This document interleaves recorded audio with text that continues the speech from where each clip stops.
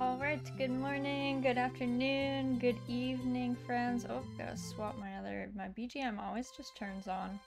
Always have to remember that. Okay, so we are back. We are gonna be playing Harvest Moon SNES. Continuing our journey in here. It's the 2nd of summer, so slowly moving our way through year 2. I think our plan is we have to kind of decide what we want to do about the cow. It's possible, I think because we're in year 2, I think if we sell the cow, there is a chance of the hawker, I think it is, coming over and kind of offering us a deal for the cow. Oh my goodness, friend, come back here. It's like so hard to get the cow to not go wild. We've been keeping our cow inside because the bell is extremely unruly to handle. So that has kind of been our plan, I guess I would say, is to keep the cow inside. There don't seem to be any negative effects, I guess I would say. The cow seems happy. That said, we could try selling her. The cow is adorable. Oh, thank you, Visha. She is really cute. It's just in the SNES version, it's a bit unruly to deal with the bell. So moving her in and out, also the way that we set up our like paddocks essentially was not good. We could change it, but it's like kind of a lot of work, I guess I would say.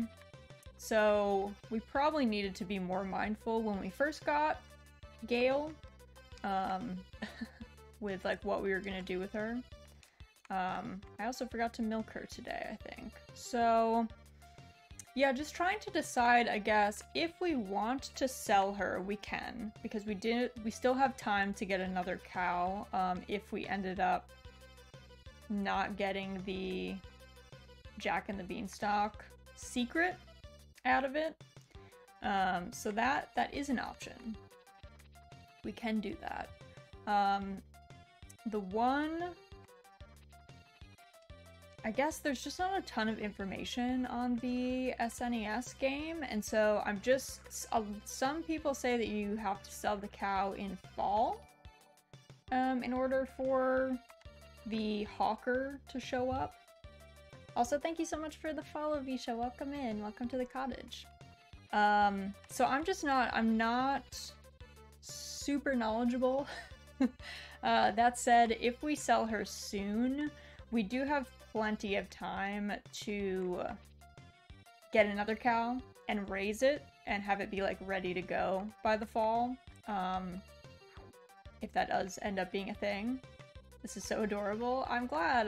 Have you never played the SNES version? This is the kind of the OG farming sim. The original. I don't remember what we were planting here.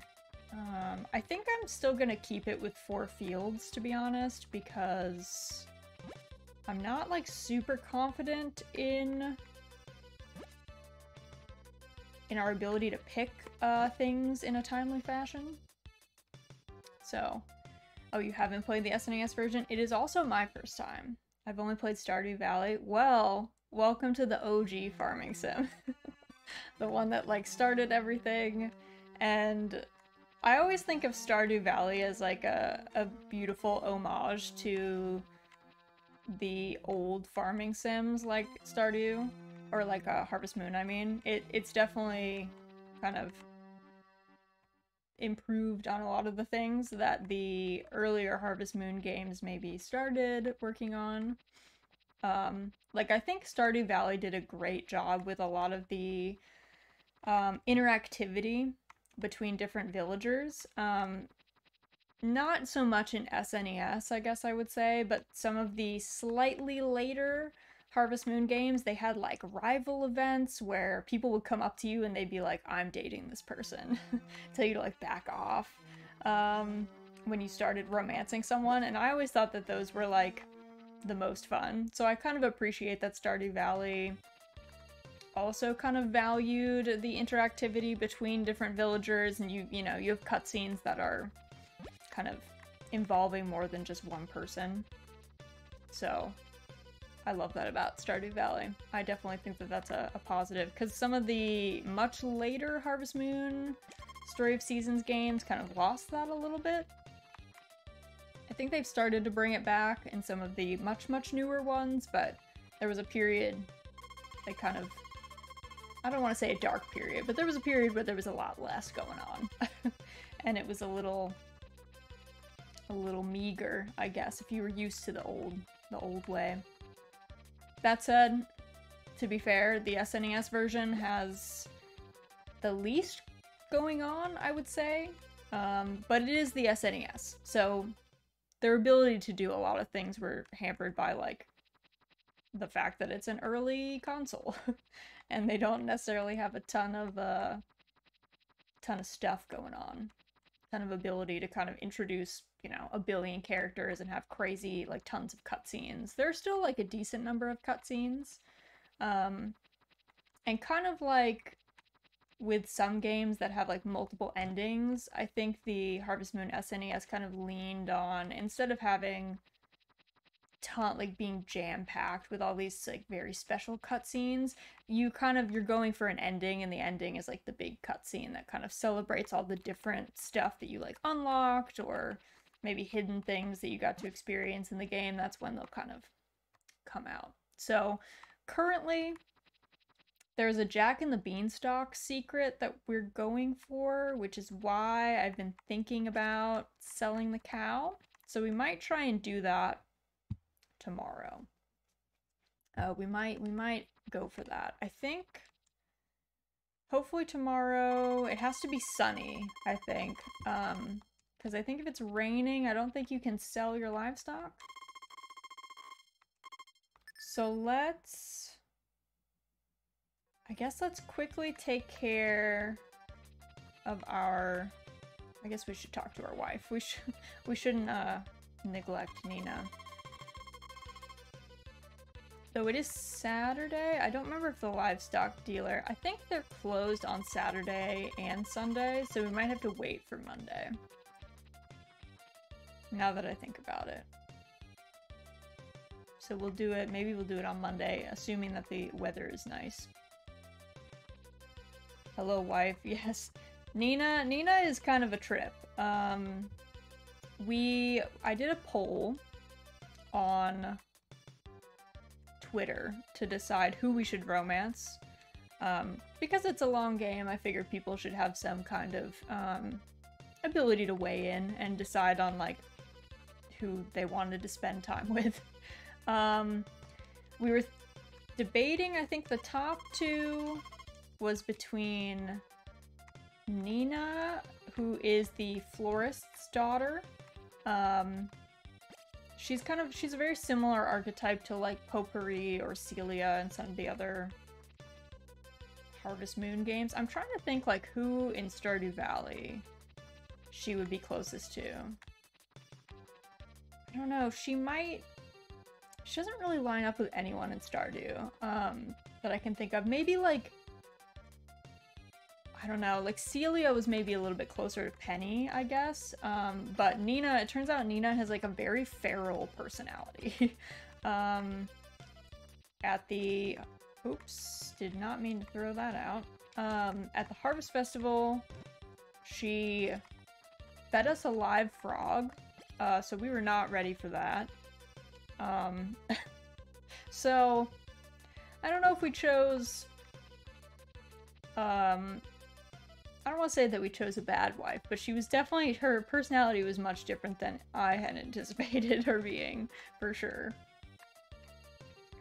Girl boss, yeah, she definitely is doing her own thing. We can appreciate that, at the very least, like, no one tells Nina what to do.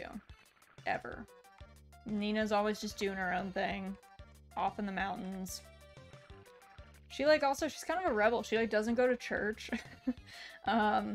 She's always, like, hanging out in the mountains. But yeah, she did feed us a live frog, which was kind of shocking. So, that was definitely, we were not ready. We were not prepared for that. We did not expect the... We thought that she was gonna, you know, give us, like, a pie or something, like some of the other girls. But she was like, nah, try this frog. It is still alive. And we were like, oh, okay, well, it was not quite what we were going for.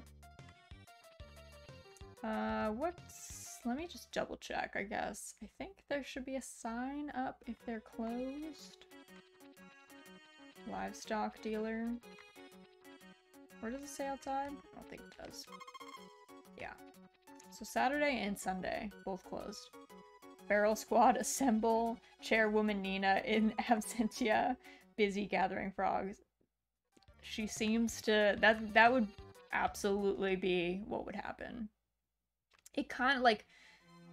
I kind of now, like, want to find the most feral wife or husband in every Harvest Moon game that we play. For context, Visha, we are on a bit of a mission to try and play every Harvest Moon and Story of Seasons game eventually ever created. So right now we're in the middle of playing SNES version and Pioneers of Olive Town, which is the most recent iteration of the series. Though I didn't really pick, to be fair, Ralph isn't like that feral in Pioneers. He is a forest ranger, but like personality-wise, he's not feral. Like, he's very chill. I was like trying to think, I was like, maybe we should have gone for someone like actually feral. But I don't know if there's anyone truly feral in Pioneers. I'll have to like go back through the list. Oop. Let me grab that fish before it dissipates. But yeah, so that's kind of our mission. So now that we've like selected Nina in the SNES version, I was like, maybe we should, you know, see who else is feral in the other games. Some of the games definitely don't have a feral person. Like my favorite Harvest Moon is A Wonderful Life, which is on GameCube, and like there's no one feral in there. You don't have that many options. It's just Celia and Nami and I think it's Eve, though it might be Eva. And none of them is truly feral. You could maybe argue that like Nami kind of is, but I don't know. I don't really think that she is. It is on GameCube, yeah. So GameCube had, I think the ones that came out on GameCube were, the first one was A Wonderful Life, and then they did Another Wonderful Life, which is the female version, which I've never played before. And I want to say that Magical Melody came out on GameCube, but it was one of those weird ones where like, I think production must have gotten pushed back, like development got pushed back, because it was definitely, I feel like it was meant to be a Wii game, but it came out on GameCube as well, so it was one of those weird ones where they like quickly were like, I guess you can have it on GameCube, and then the Wii comes out like shortly after and is on Wii, so it was definitely a weird one. Will anyone ever truly be as feral as Nina? Is she an unfair... See, the thing is, I think she is an unfair, standard to set. She is very feral. Like, will anyone else feed us a live frog? I feel like no. Like, I don't know that anyone else has that kind of level of feralness. Like, I just don't know. I would be interested though. We can probably find people who are close. That will probably be our goal. Whether we succeed in finding anyone nearly as feral, I don't know. I don't know if we will ever be successful, but we can try. We can try for like the closest to Nina that we can get. There's only one Nina in the world. but we can always aim high, you know what I mean? But yeah, she Anne was like much more even-keeled. Anne is like the tool smith? I don't know what you call her dad. Kind of, I guess. Toolsmith. She's his daughter, and she wants to be an inventor. She's pretty chill. She's way more like even-keeled than everyone else. But Nina is definitely, she's doing her own thing. Definitely got her own thing going on. I was trying to think, like, to be fair, there's a lot of weird people in the SNES version. Like, I don't know, like, Maria is really weird. She's the mayor's daughter. She's, like, very weirdly religious. In fact, like, her outfit looks like a nun's habit. It's very strange.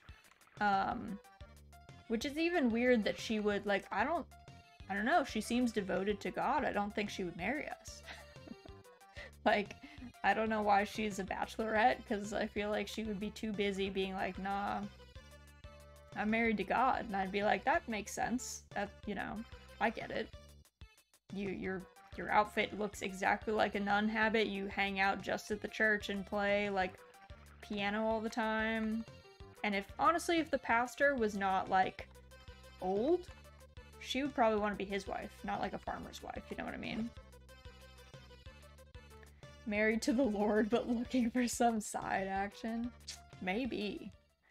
But yeah, like, she's kind of a character. Who else can we marry? Anne is pretty normal, I would say. Anne is just, like, she's like a tomboy, I guess, so she's not, like, conventionally, you know, girly, but she's very chill otherwise. Like, personality-wise, Anne has got nothing strange going on. Who is the other girl? There's, like, a short-haired girl. I feel terrible that I forget her name, but she's, like, a really good cook. She's very, like, domestic, but she's kind of weirdly complimentary of us, which is, like, kind of her, but for some reason it's kind of off-putting. So, I don't know, she feels like she's got some strange stuff going on, but she's probably pretty normal. And she's apparently the best cook of all the bachelorettes. And then there's, Eve, who is kind of just vibing at the bar. Works there at night. The one thing is that she's apparently difficult to keep happy as a wife. Her heart level can go down after you marry her. If you, like, go to bed after her too much, she gets, like, stressed about it, so I don't think that one would have worked out. Honestly, the voting was tight, though. People were, like, voting for her, and I was kind of worried, because I was like, she might divorce us. Like, listen, we don't have a lot of time in the day. So, there's a lot of times we go to bed after our wife. Okay, they go to bed early. They go to bed at like 5. So,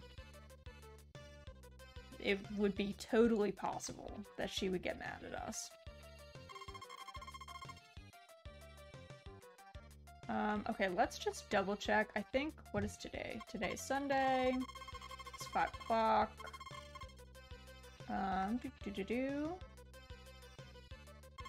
Never trust the overly kind ones. Yeah, like, I don't. I mean, sometimes, I've gone for the really kind ones at times, but I always feel a little suspicious. Eve stays up all night as a single girl, then goes to bed at 5 as a married woman. Yeah, I don't know, because I don't think... I'm trying to remember if she keeps working at the bar after you marry her. I feel like all of the girls, once you marry them, they're just, like, at your house, which is very, like, patriarchal. They're just, like, hardcore housewifing, no longer have jobs or interests in some case. Like, Nina never goes to the mountain. She's, like, always at the farm. And then often talks about how she, like, misses the mountain. And I'm like, it's right there, girl. You can just go up. Like, I'm not stopping you. I don't need you on the farm. We're doing our own thing. That's fine. So I don't know. So yeah, I feel like Eve maybe doesn't work at the bar, and that's why she's like going to bed at 5 as a married woman. I don't know. It's weird. It's more just weird that she gets like upset that we also don't go to bed at 5, you know? That's all. Alright, let's see. Let's try selling this cow. So first, we gotta like... I think we gotta just run. I feel like we don't even take the time to brush Gale. Does that mean? Maybe. But I think we just run. And then we gotta get the bell. We're gonna have to get her into the box.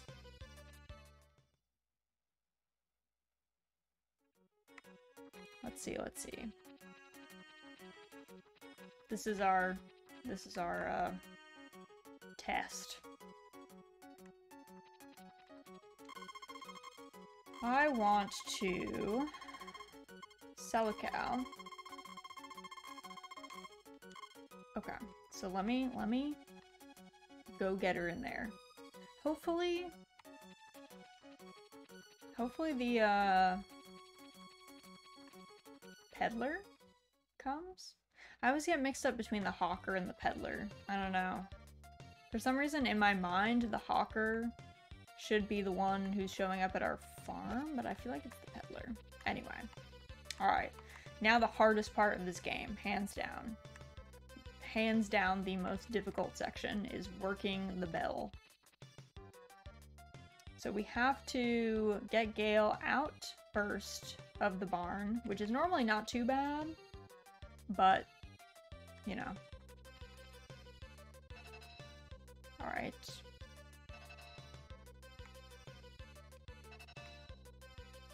Oh my goodness. See, this is why. Oh. See, then you get sucked into the door. I'm so bad at the bell. This is why this game is like even remotely challenging.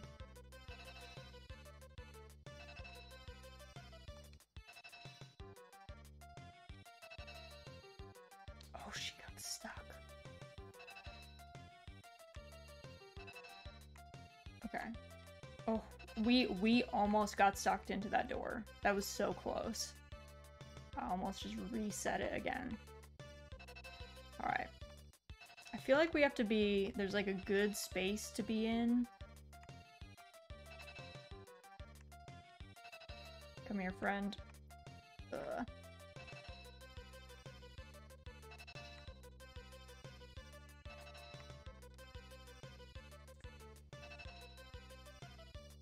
Oh my god, she's like tired. She's also like, friend, what are you doing? Please. Please. Oh. I have a very rare bean seed. You'll see the wonder when you plant it in the soil. I can exchange it with one of your cows. It's a bargain. We are exchanging. We are doing it. I put the seed in your shed. Plant it on the top of the mountain. Something good will definitely happen. Okay. Okay. We're gonna do it. We're gonna do it. Okay. First I gotta like take care of our chickens and stuff. We haven't even fed them. You said what? You were supposed to sell it, weren't you? Now I'm leaving. To be fair, we did kind of bait and switch this man. So I fully understand his like ire, you know? Like we were like, hey, can you come all the way to our ranch? We have a cow for you. And he's like, yeah, that sounds good. That sounds great. And then he like shows up and we're like, just kidding, we gave it to this dude who just showed up. This dude with crazy hair who just showed up. Sorry, sir, but my cliche senses were tingling like you wouldn't believe. Exactly. Sorry, sir. It seemed... I feel like I've seen this before.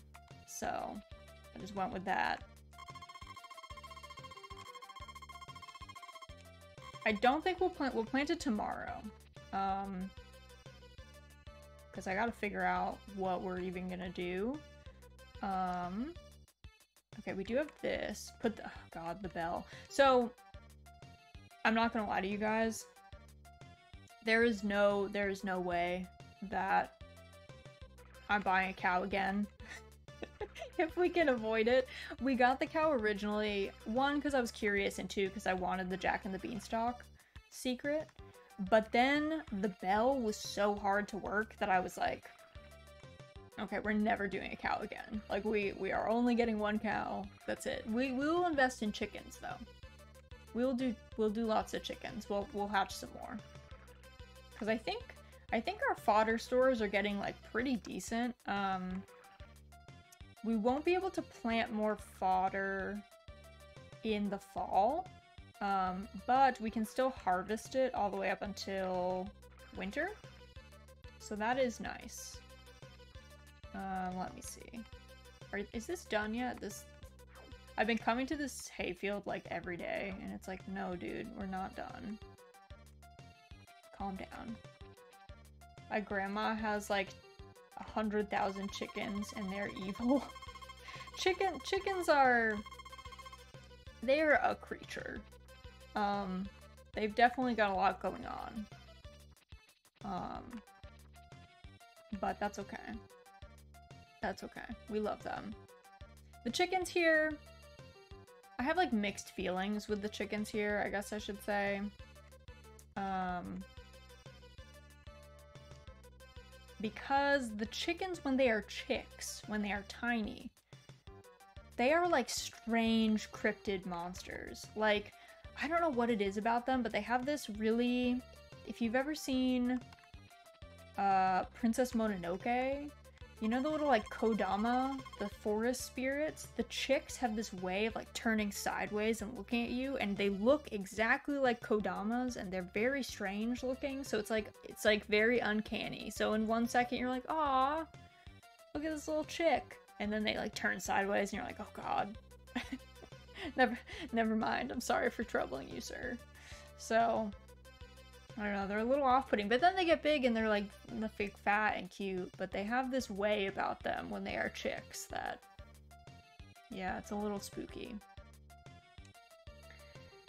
You walk into the chicken coop, exactly. I think we had 2 chicks at the same time at one point, and they kept just doing that, and I was like, I have to leave. This is getting too much. This is definitely too much. Alright, let me check the weather. I think it was supposed to be, like, normal and sunny, but... Okay, weather is fair, no special events. So we will just... I think what we'll do is we'll check the chickens. And then we will go to the mountain and do the beanstalk. I think that's my plan. Okay. So, let's do our chickens. We'll just feed them, make sure they're okay. We'll do our watering and stuff when we get back.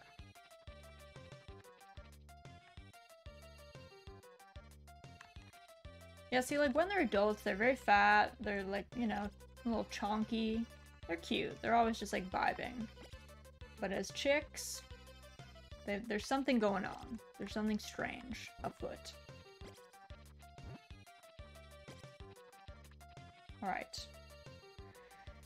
Maybe Nina will come to the mountain. That would be amazing. If Nina wants to come to this mountain and, like, plant this beanstalk with us and, like, climb it, that sounds great.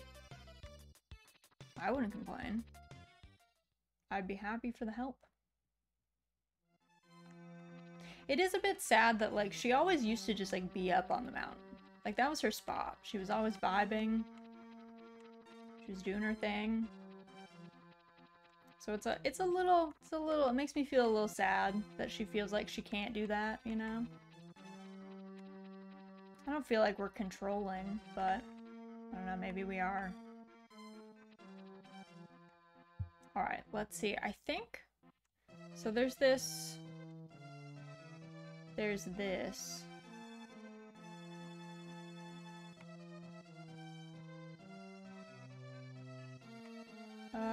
Is it here? I think there's supposed to be a sprout that's, like, in this patch. Let me leave and come back, I guess. It's kind of nice that I guess we can't, like, do it wrong. It might be a spring thing. That's the only other thing that I can think of.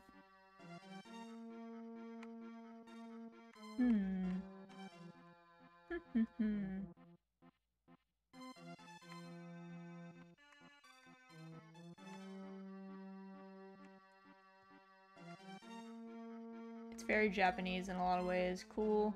You're married. Cool. You're an adult. Time to become the most boring human being imaginable. Yeah. I mean, it's not, she's not becoming like an OL or something though, you know? But yeah, I guess maybe like, I don't know, it sounds awful to be like, marriage has tamed her, but maybe that's what it's supposed to be, that she's like so feral.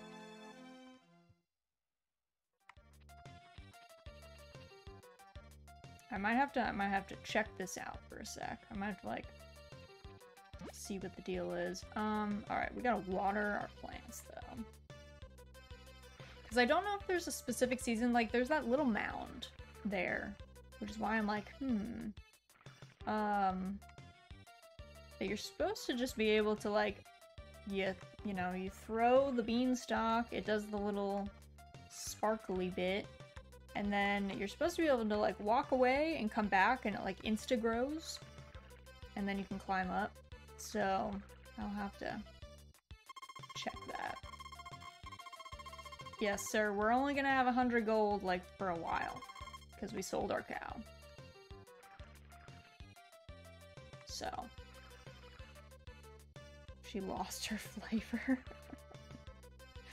Yeah, she got, I mean, yeah, she is, in comparison to how she was as a single lady, she is definitely a little boring. So. Let's see, grab this. I think this is done, but I've said that like every day about the grass, so clearly I just don't remember what it's supposed to look like.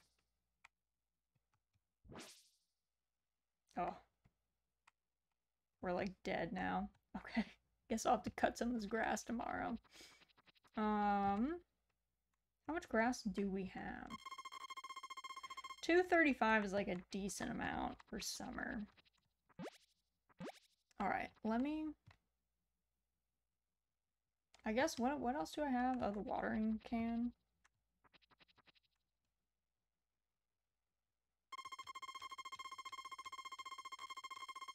There.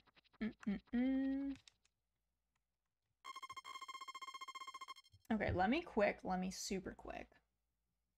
See if I can figure out what, if I have to plant the beanstalk in the spring.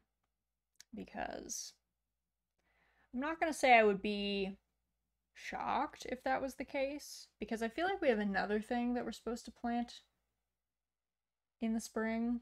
So I just don't want to like double up. Let's see.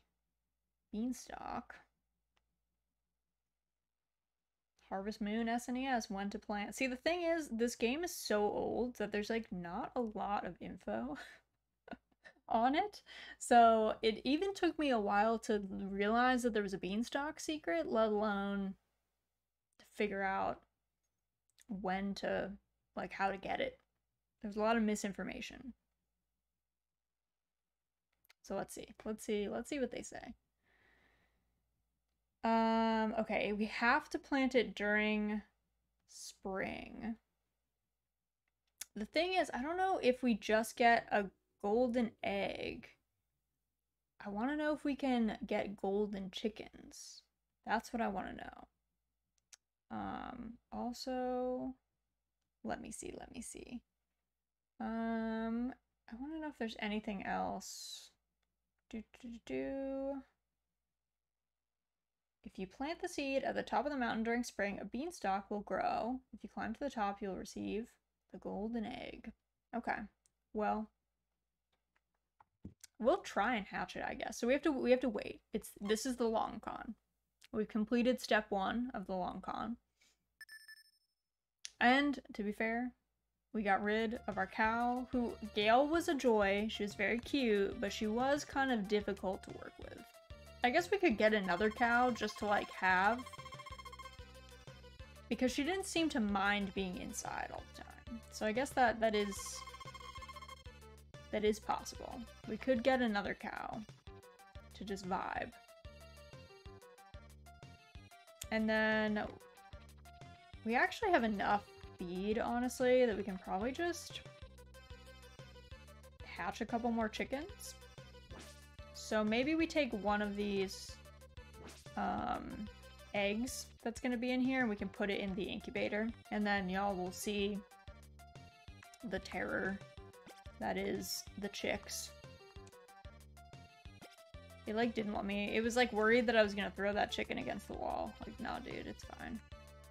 See, the thing is, I threw this against the ground once, and it was so weird. I was like, I thought that I was right up against the incubator, and the game's like, no, you weren't. And it smushed the egg on the ground. So that was pretty tragic. Alright, we got our 2 chickens. We got our incubator egg going. We know that we have to wait for spring for the beanstalk.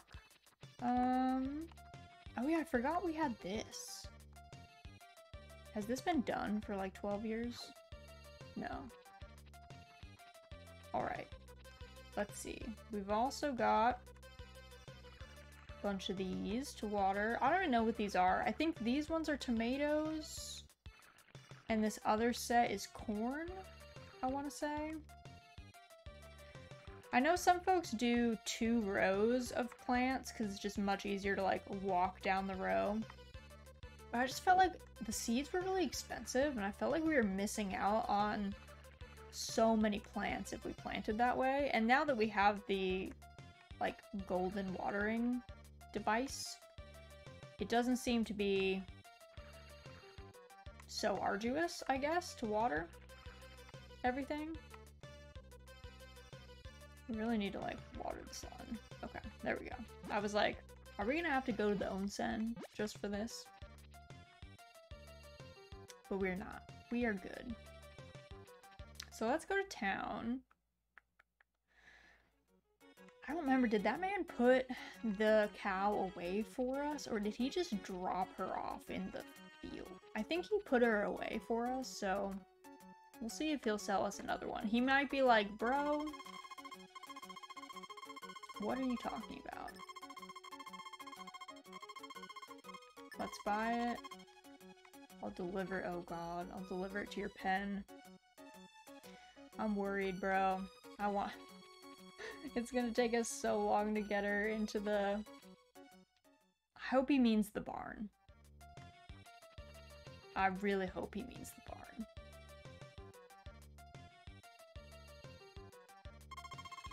Put the cow in the pen, take the gear. Alright, the first thing is to name it with affection. Oh yeah, what do we name her? So the other one was Gale. We can only do 4-letter names, which is kind of the eternal struggle of the SNES. Because I think I wanted to name one Hilda, but like, because I feel like you need like kind of like grandma-y names for cows in farming sims, because like, why not? I feel like grandma names are like perfect for animals in farming sims, especially cows. Especially cows. I love like the Mildreds, the Mabels, the Gales. Perfect. I don't know, we could do like Lyra, I guess. That's kind of a pretty name. Oh, Millie's cute. Millie is cute. Yeah, Millie, let's do Millie. Spelled in maybe a bit of a weird way to fit. But it's cute. It's cute. It's a cute name. Oh my goodness. Okay. Oh, see, that was the chick. I forgot that our cursor is the chick. Though they show it in its cutest form. So you're like, aw, that's nice. That looks adorable. I see nothing wrong here. Mysterious flower in the mountains. Someday I'm dreaming of growing them at the ranch. Oh yeah, I should check on... So we have this secret garden. I don't know what the deal is with the secret garden, honestly. The secret garden is back behind our house here, and it has a sign that says, like, keep out. And, like, special flowers grow there. And we have kept out. We have not been going in there. Or, like, we've been jumping the fence, but, like, not doing anything in there. So I'm not sure what, like, I don't know what the ideal situation is. But we've just been vibing with it. We have obeyed the wishes of whoever wrote that sign. I kind of had a hunch that it was the elves. I wonder if they have actually more info for us now that we got the beanstalk secret. We can go visit them. See if they have anything, any new dialogue. Also, their music is a bop. I don't think they do have anything new for us. But I love their...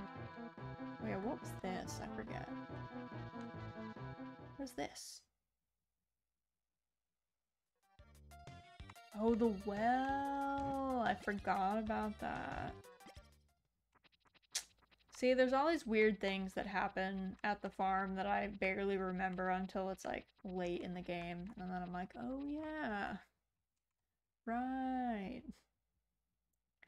They look scrunkly? I don't even know what that means. I have no idea what that means. Wait, the elves are goofy. They're pretty chill. The forest, I mean, they're like forest sprites, I guess. They gave us a bunch of our golden, tools and stuff, though. Alright, it's supposed to rain tomorrow. Lightning in some places. Alright.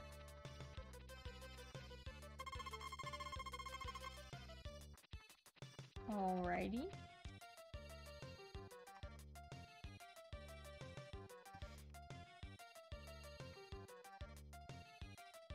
There we go. Brought our dog out. Yeah, we have our brush. I feel bad. We, like, don't really talk to our horse, and we don't really use our horse, because you can only... Oh, I don't even think we fed this child yesterday. I'm shocked that she did not get sick. But it's kind that she didn't.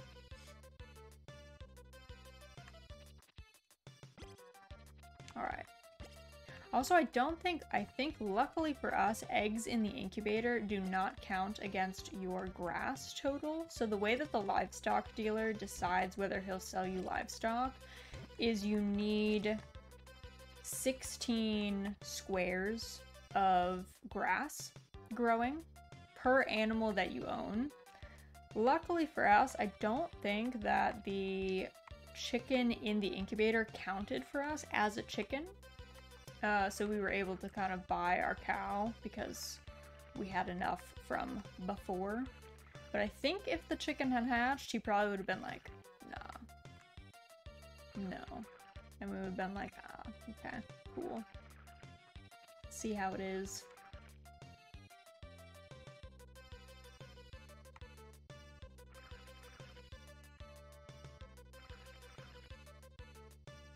Maybe we should go get something from the mountain. There's like a wild grape, I think, in the mountain. We can give that to Nina. Let me quick grab the scythe.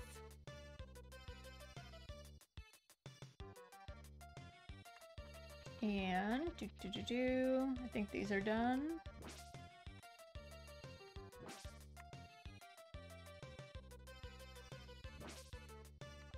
Nice. Got all the fodder from that.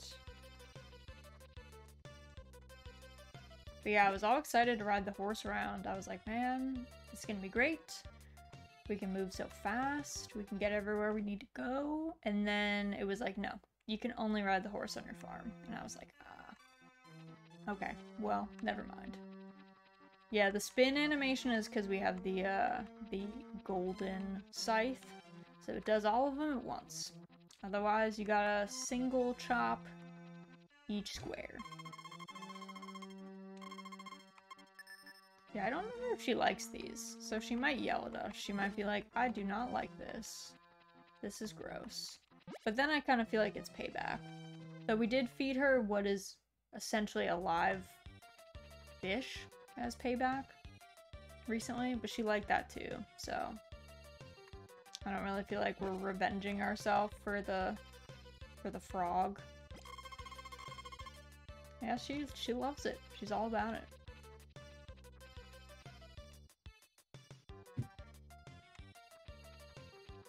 Okay, did this change at all? Looks like an ornament of a chicken, but what is it? Okay, so that's the same text as before.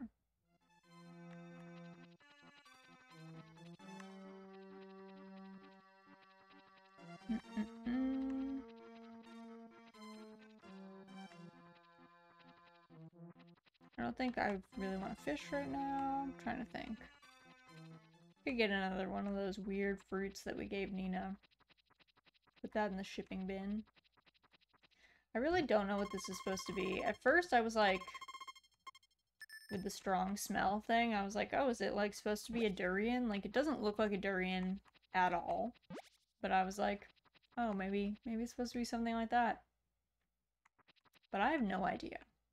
I have yet to figure out what this is meant to be emulating. Maybe it's just some strange Harvest Moon fruit. It's not meant to be emulating anything. An olive? It could be, yeah. Yeah, it could be an olive, now that you mention it. It's definitely, like, not what I would think of at first. This, like, massive, giant, single olive, but that makes more sense than anything I've come up with. Like, I don't know of anything else that seems to do anything remotely or be close to that in color or shape or texture. So that's definitely a solid guess. Do you work on a day like this? I do, Nina. Unfortunately, farming is rain or shine. So. My goodness, Pickles is schmoovin'. Grab this. I have no idea if you can grab an egg out of the incubator. I guess I could try, right? You cannot. Okay, once it's in there, it's in there.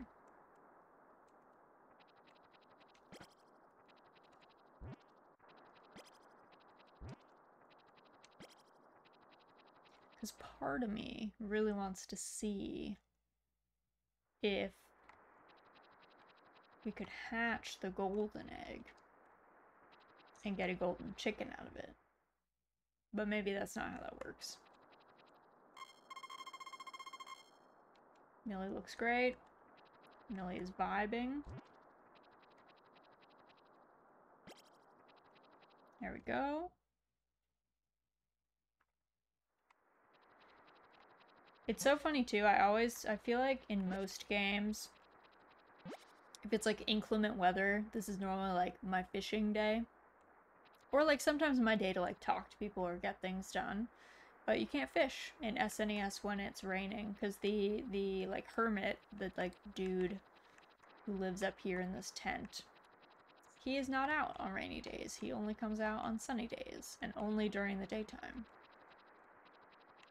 So I don't remember, I mean, I have no idea how much these olive things are worth.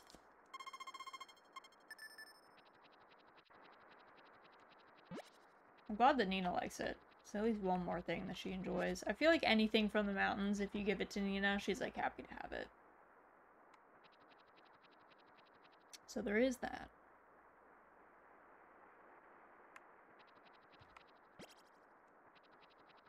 Guess we could go to town too. I don't know if there's anything to see in town, truthfully.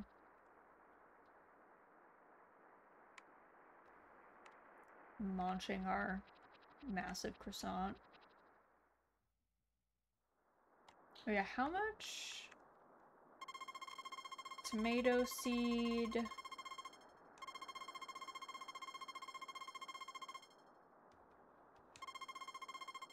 We are not gonna buy for now. We're gonna check on Nina's diary.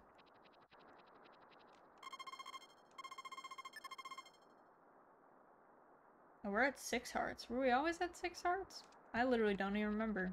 I have no idea.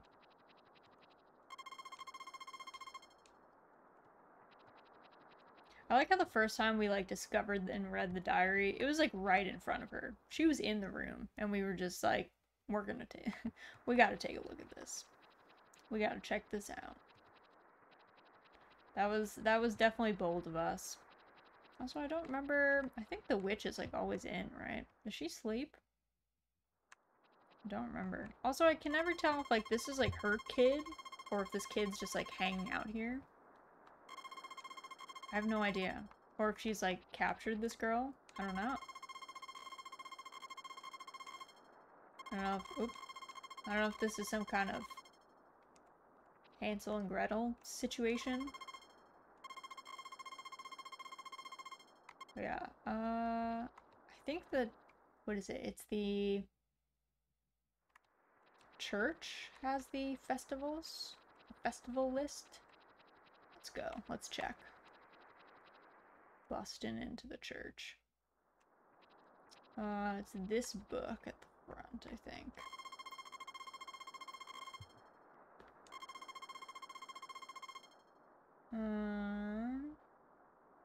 Yeah, 23rd, we just had that. Oh yeah, there's no summer festivals. So then the next festival is the 12th of autumn, is the Harvest Festival, which we brought a poisonous mushroom to last year, so we'll probably just bring a non-poisonous mushroom to this year.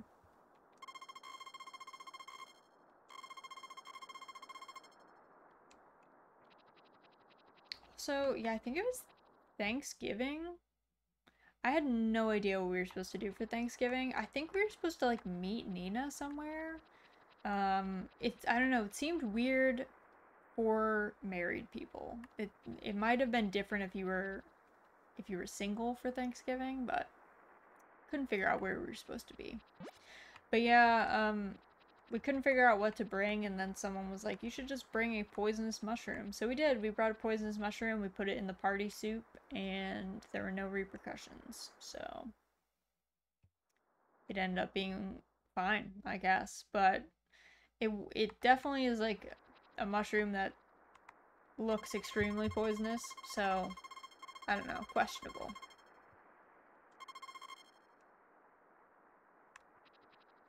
It was an experience.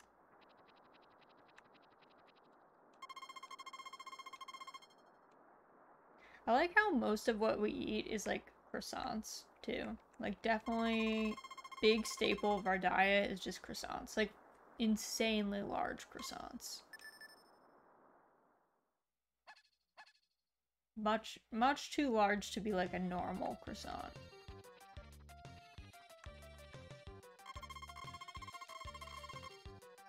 I also have no idea how we get a kid. I don't know what the situation for that is. I assume a kid just like pops up at some point, or Nina's like, "Hey, I'm pregnant," but I have no idea. She's given no indication of that. We can have our brush. You made me drop my croissant. Exactly.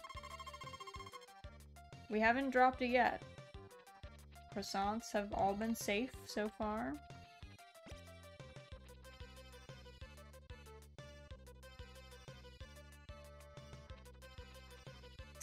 We will have to... let's grab this. Let's check on our chickens.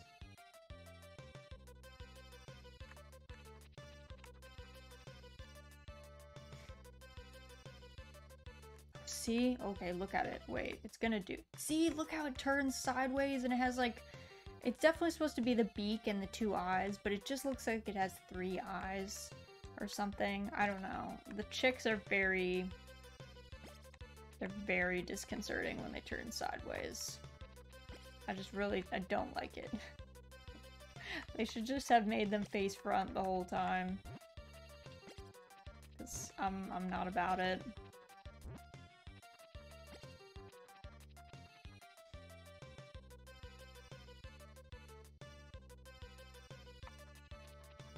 Alright, let's get... Okay, the horse is here. So... I think... Hold on. Come here, horse. I think... Okay, I think we can just... We don't have to...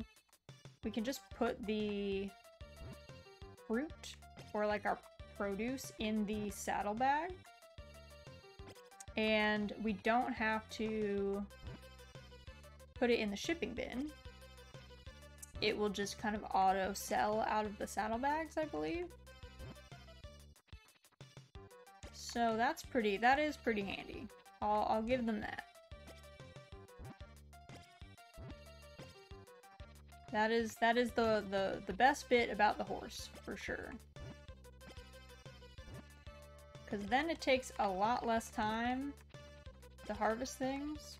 Because before, having to run back and forth to the shipping container is definitely an experience. Alright, let's get our horse. Hey friend, why don't you come over here? You can hang out. Alright, there's our water. Now we gotta just water everything.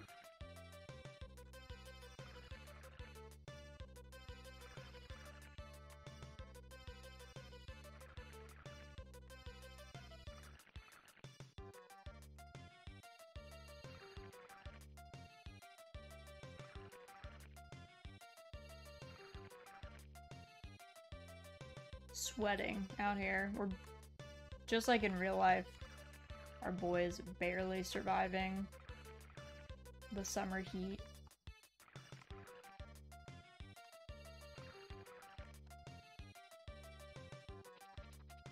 Alright, yeah, these keep producing, so I think we're fine with both of them.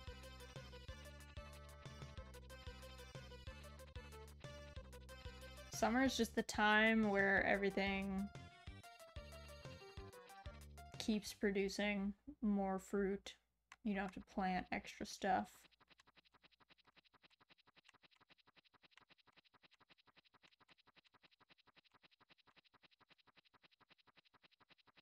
Guess I should check.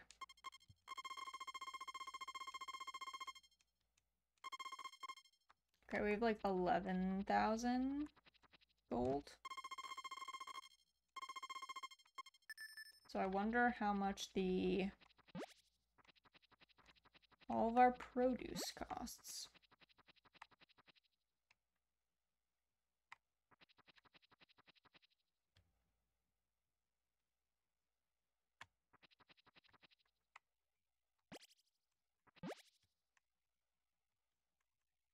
Let's bring Koro inside.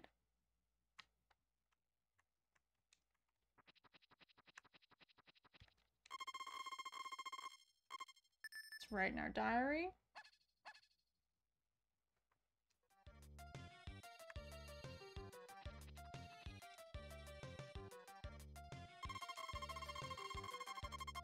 Sunny tomorrow. It's warm, such a comfortable Sunday. I think that's new dialogue. I feel like she hasn't said that before.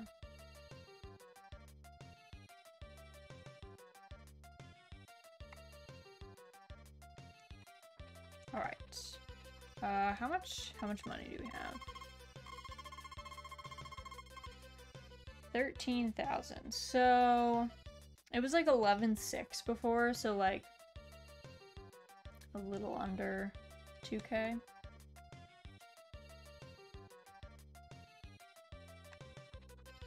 Alright. Millie's doing good. Give her a brush. She's still a little baby. I think she takes like, I want to say it's like 15 days or so for the cows to mature.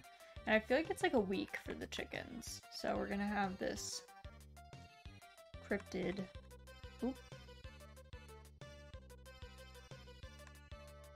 We're gonna have this tiny cryptid for a while.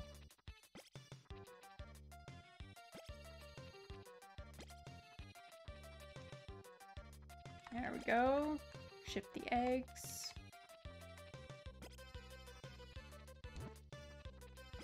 How many days in each season? So there are 30, I think, in each season. Unless I'm like making that up. I vaguely remember it being like a little bit longer than Stardew Valley, which I think is 28, and I think Story of Seasons Pioneers is also 28. But I think it's 30.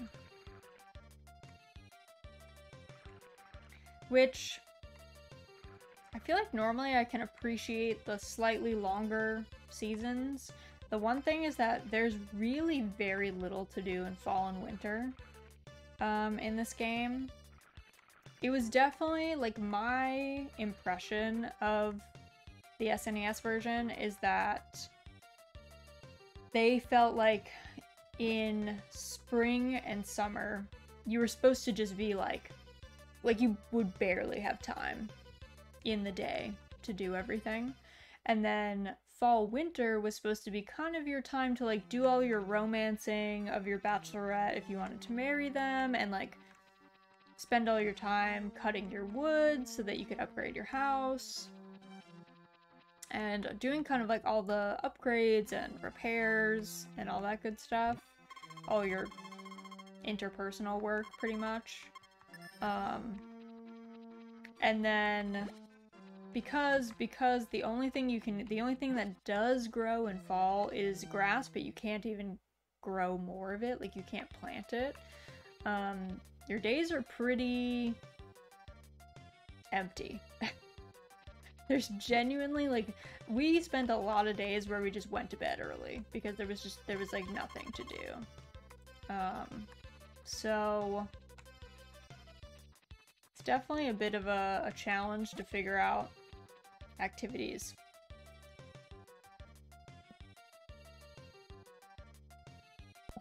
Ooh, sneeze there a bit.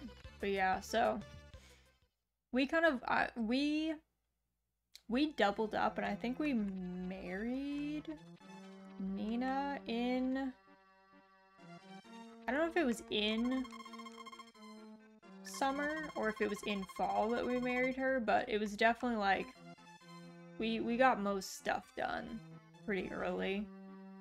We had a lot of late nights, but I guess we were bachelors, so there wasn't anyone gonna like yell at us about that.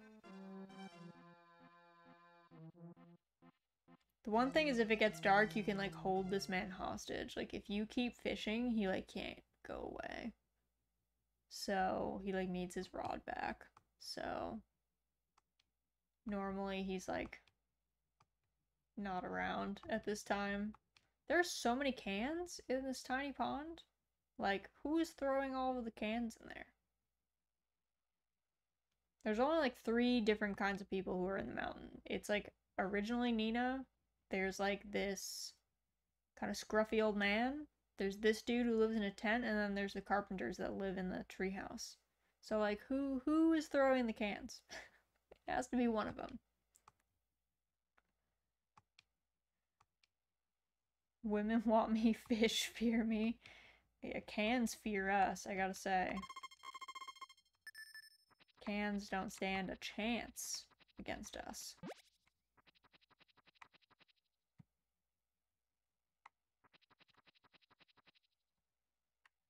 I don't know if it was worth, I think the fish are like worth like 100 gold. They're not really that expensive. Take Koro. Bring him inside.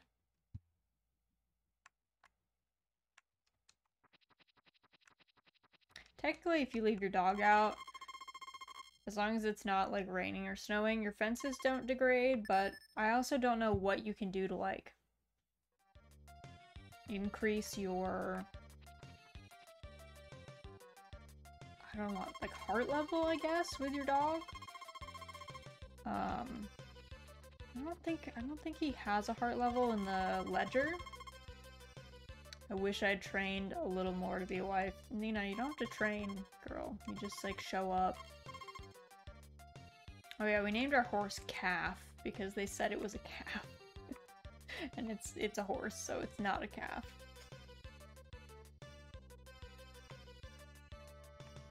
Maybe we're supposed to be like whistling for our dog. Maybe that's what we're supposed to be doing. Doing some training, whistling. So maybe we should do that daily.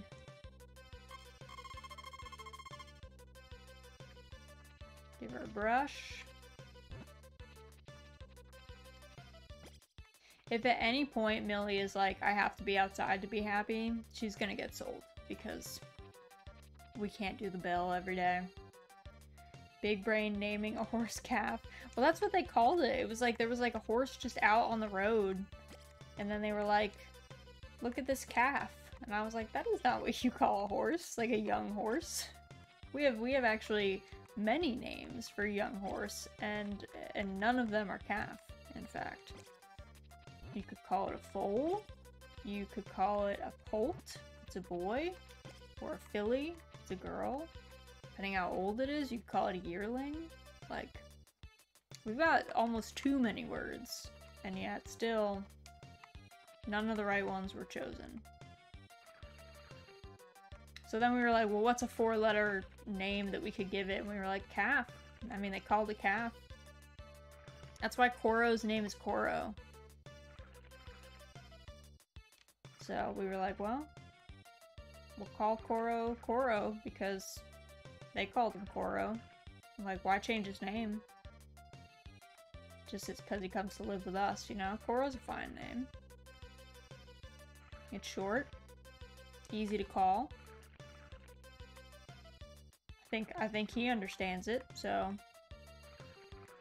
no reason to change the status quo on him. Yeah, like if I do this, does he come right over?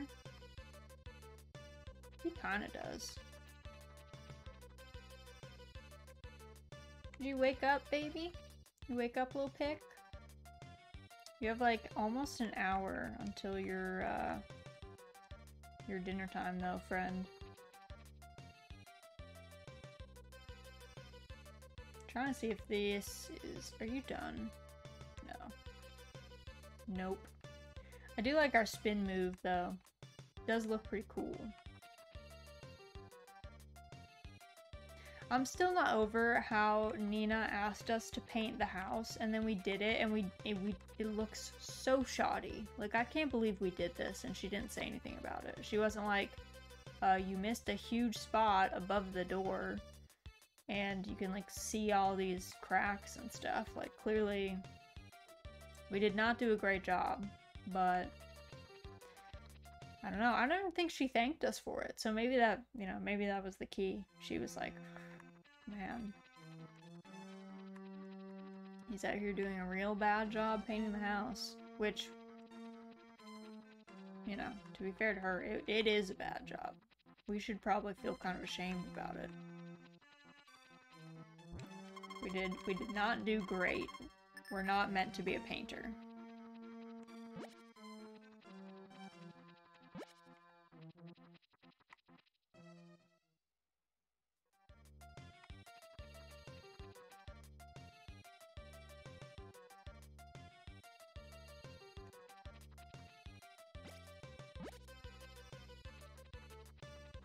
Nice. Okay.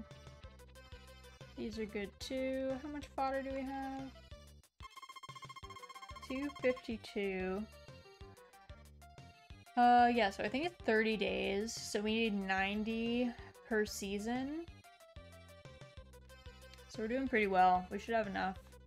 We should have enough for a chicken as well. If this whole golden chicken situation pans out.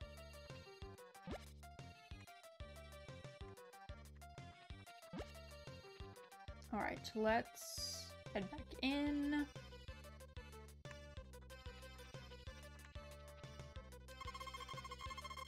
Get our croissant for dinner, as you do.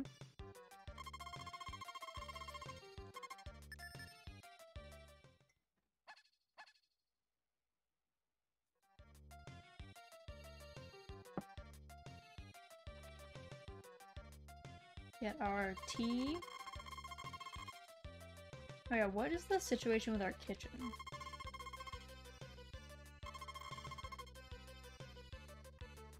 I guess we just can't cook. Because before it was like, the gas isn't connected. But I guess we're all connected now.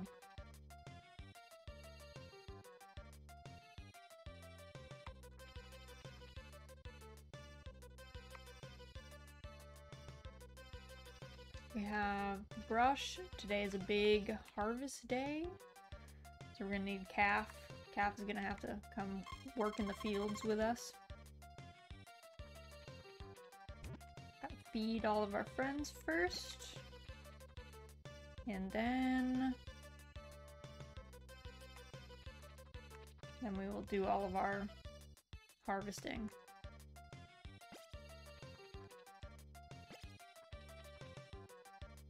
Well, I just walked through that chick. You cannot walk through the chickens, I don't believe. Like, you can only collide with them. But we like stepped on that chick, honestly.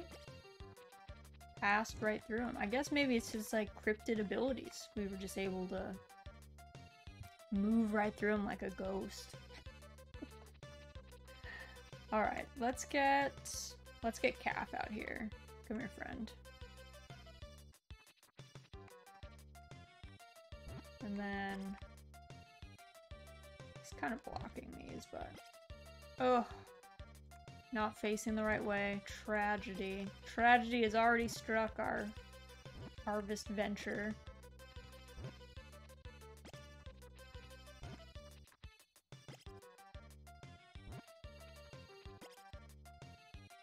Actually, come here, friend. Let's do... This is probably the smarter way. Get him to come over here. Whoop. I like vaulted over him like this was some kind of circus event.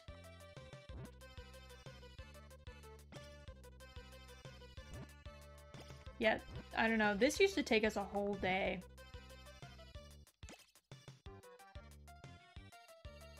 Like, this would take us so long before it's not even funny.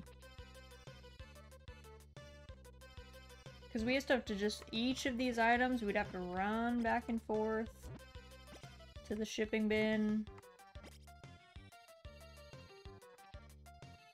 And it was like, this is just barely working. We did it because we had to, but man, it was painful. This is definitely still like, kind of, you know, manual, but it's way easier. Okay. Because, like, what time is it? Yeah, it's only 2 o'clock. It would literally be, like, dark by the time we were done. The shipping container dude would be like, is this all you have? And we would have, like, our hands full of vegetables and be like, I guess. I guess you can take the shipping container. Like, we're not done, but this is how fast we can do it.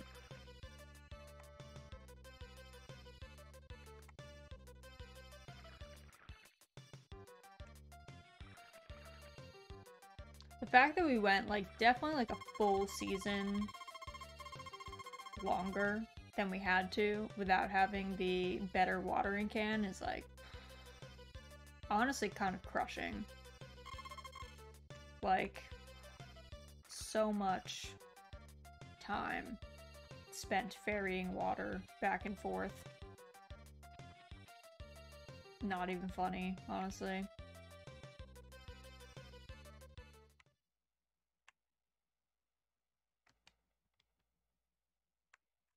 So with the corn, that was pretty expensive. That was a pretty good day.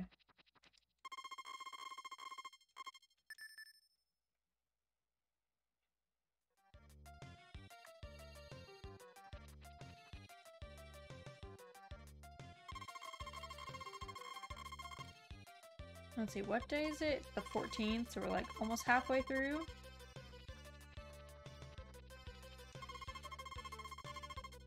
Darling, please take care of yourself. We are doing our best.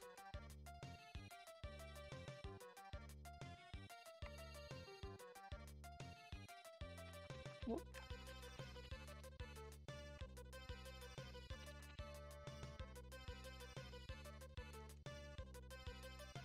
Alright, got our brush for Millie.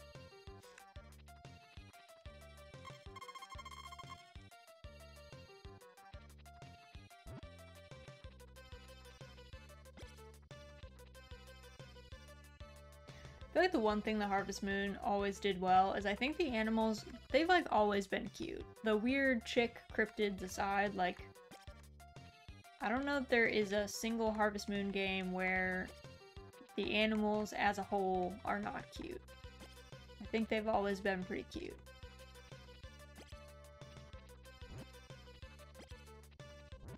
Which maybe made like their deaths even harder in the earlier games.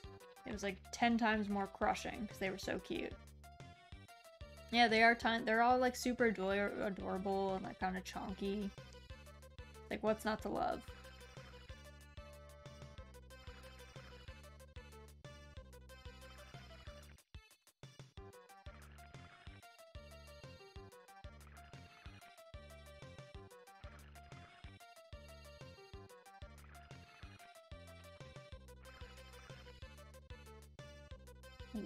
Wiping our brow.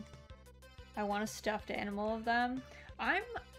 There like has to be Harvest Moon merch. There has to be like these chunky cows and the goofy chickens. Like I refuse to believe that there haven't, over like all of the years that the Harvest Moon franchise has existed with like Marvelous and stuff, there has to be. There has to be merch somewhere.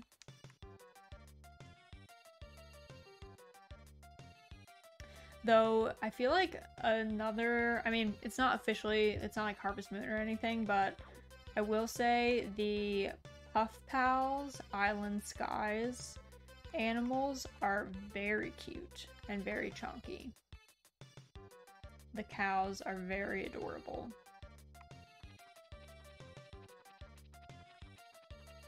Suppose the question is, are they distinct enough to be Harvest Moon animals instead of goofy cartoon animals? Exactly. Like, does it look like an expressly Harvest Moon chicken or cow? That might be the challenge. I think next week, actually, so I'm gonna be doing a Stardew Valley stream, but it's gonna be mornings, like early morning Eastern time, so probably not gonna be super watchable for most of our, like, EST, like, Eastern time, Central time, and probably definitely not, Pacific time folks, but it'll be a little bit more watchable for, like, European folks. And I want to play Stardew Expanded mod, and there's also the Chonkins mod, which makes all of the animals, like, a little chonky. It's gonna be 7 to 9 Eastern, like a couple days a week. I think I'm gonna start doing, like a Monday and a Wednesday, I think. It's maybe gonna be the first ones.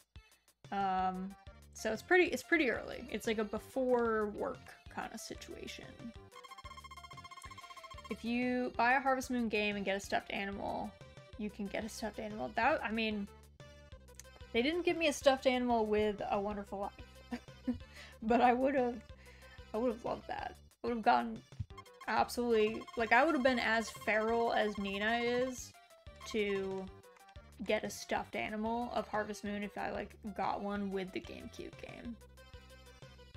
I'll catch the back half then. I wake up at 7 Central because I'm an idiot masochist. That's very early. Do you need to do that for your job? I mean, some people are morning people, I guess. Like, biologically, I'm a morning person, which is like, technically, there are, like, the way that humans, like, evolved, I guess, is because we needed people to, like, keep watch and stuff. There are people that experience brain fog in the morning and, like, need, like, caffeine or something to wake up. And then there are people who don't experience brain fog, so I'm one of those people that doesn't experience brain fog in the morning, but I don't, like, enjoy mornings. Quite the opposite. It's a terrible idea because I work till midnight. Oh my goodness, Lord. That's so little time to sleep. That's so little time to sleep. You should amend that. But yeah, I don't get brain fog, but I'm not, some people like revel in mornings, you know? Like they just enjoy it. I'm much more productive in the morning, like work-wise and stuff. It's definitely like my preferred time to get things done. Like I would say like probably like 9 a.m. to 11 a.m. are when I usually try and stack all the stuff I gotta do for the day. Cause like especially after like 2 p.m. or something, I'm not as efficient, I would say. Or I'm like doing other stuff. Like I do most of my gardening and stuff in the afternoons, but I'm not super efficient with that either, so.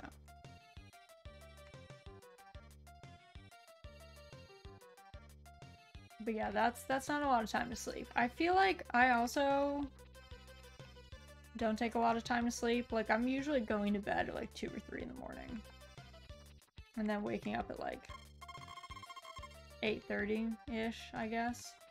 But I'm gonna try to go to bed earlier and wake up a little earlier, start doing some of these streams, but also just that gives me more time to do stuff in the morning. I'm trying to be like a law-abiding citizen, you know what I mean?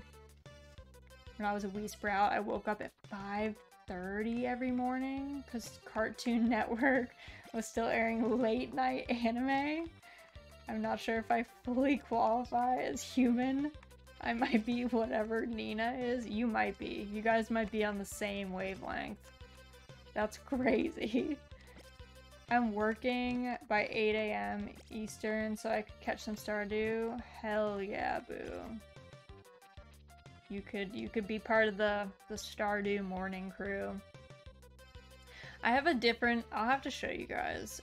Maybe I'll show you guys at the break. I have a completely different overlay for Stardew. Because the one problem I have with Stardew is it kind of has a lot of information on the screen that you like probably want to see, you know, like someone's like stamina bar or something. Like I feel like my model gets in the way, so I have a overlay that I've made that's pretty minimalistic, I guess, but I made it kind of look like a morning talk show. It has like a table and like a cup of coffee and stuff. It's goofy, but I think it'll be fun. I think it'll be a good time. Okay. Don't pass out on me, bro. Alright, I think this grass is ready. Maybe. Maybe.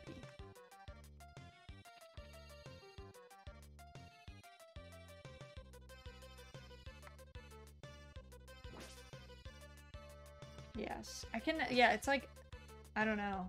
This game is like, how green is green? And it turns out I fail every time. I'm like, I don't know. How green is green? I never quite get it. And if I was colorblind, I'd be done. Like, I'd be like, I don't know, man. How green is the green? I have no idea. I would not be able to figure it out.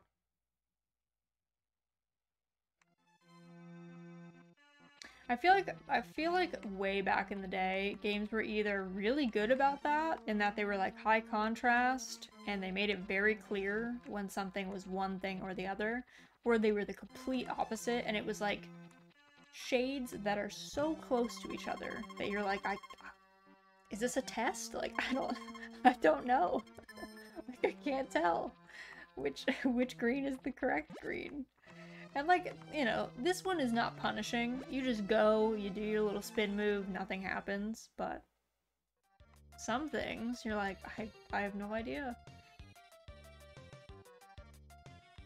Might also be a function of us not playing this on a CRT. It's true, it's true. Yeah, this might be way more obvious if we were, you know, playing it as it was intended. I should also just get the hammer and smash this broken fence that keeps being in my way. Grab that.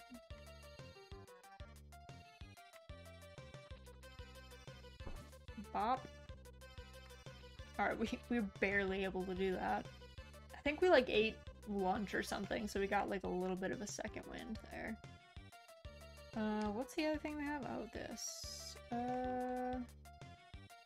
Let's grab these, and then we'll just grab the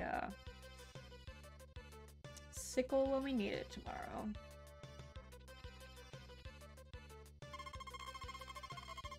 I really don't appreciate this man's like condescension every day. Like, I would get it if we've put like 3K worth of supplies in here to be shipped, and then the next day he's like, oh, only 300, but he says that every day. He's like he's like, oh, really not shipping a lot here, I see. Like, dude, I'm working really hard. Okay. Did you ever see the comparison of how pixel smear on CRTs would give pixels more depth and blending?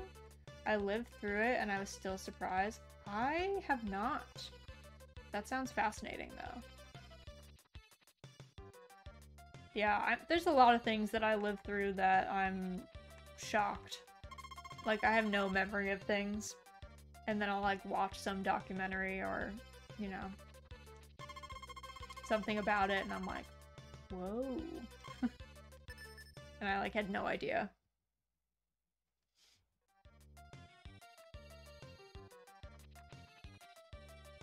It's wild. I'll send it through. Yes. Yeah, if you, don't go digging for it, but if you stumble across it, definitely toss it to me. Dude, Nina is really down about this not training to be a wife thing. Like, girl, it's good. You just show up.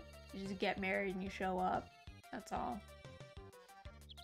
It's not the end of the world.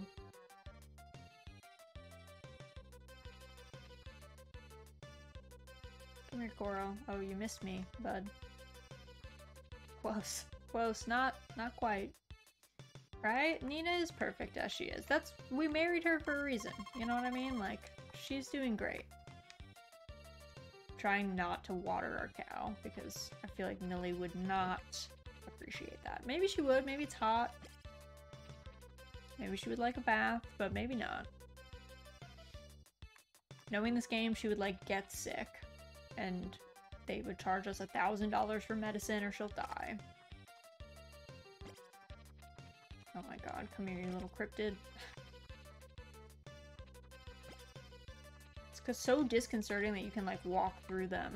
I don't like that. It makes me feel, I don't know, like I'm terrorizing him. Like I'm actually threatening him with bodily harm.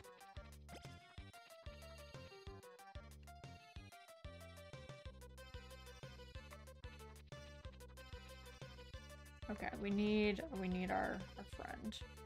Calf, come here. Okay, we need you to come down here.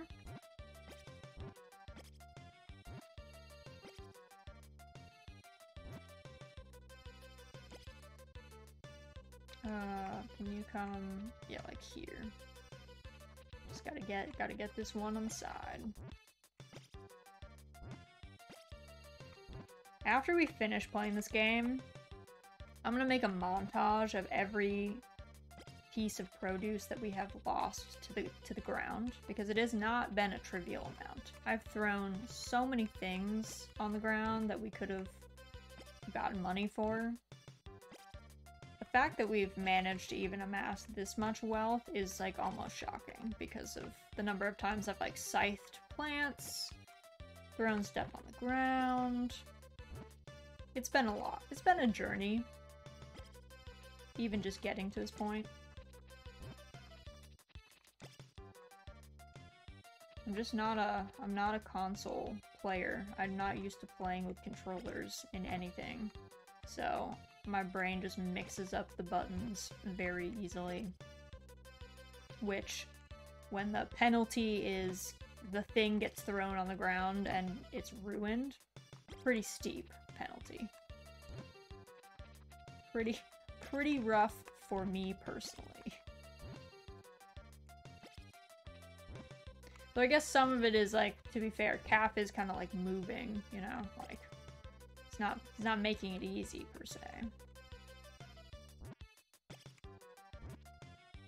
All right, got those. Now we gotta water, and then we can scythe.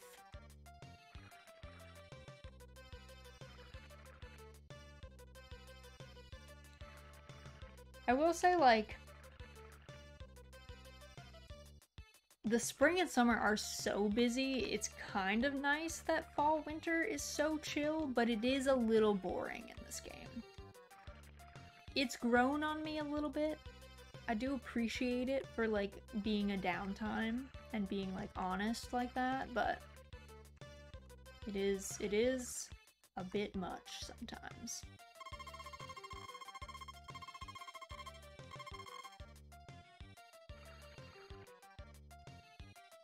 Oof. Come on, bud. You can do it.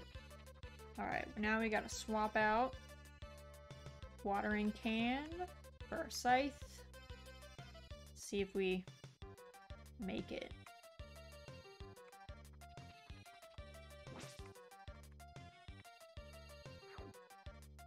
Okay, you did that. Are these ones good? No.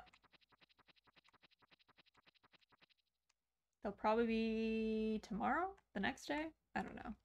I always forget about them. We planted them because that was where, technically, Gale, our previous cow, was, like, supposed to hang out. But we gave up on that with the bell being, like, nearly impossible to make work, so...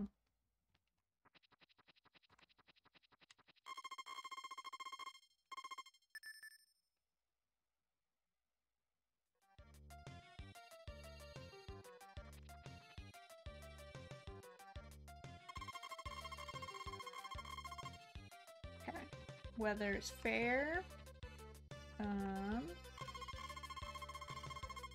Shop is... Yeah, she always tells us, like, what the status of the shop is, which I, like, kind of appreciate, but sometimes she tells us that, like in fall, winter, she'll be like, the shop isn't open today, and it's like, I mean, your mom won't sell us anything, even if we go, so... Kind of a... I appreciate the news, but it also is not, like, super helpful.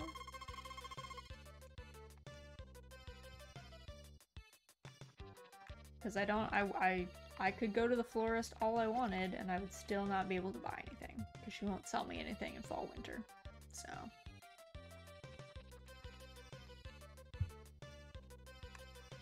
Oh, okay.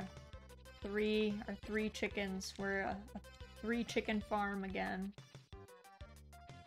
We had 3 chickens before, but we had to sell one in order to buy Gale, our previous cow, because we did not have enough grass to sustain 3 chickens and a cow. Even though, like, we have plenty of fodder stocked up, but it's just the grass tiles that matter, which... Silly, but hey. The livestock dealer's just trying to do right by his livestock. I can appreciate that.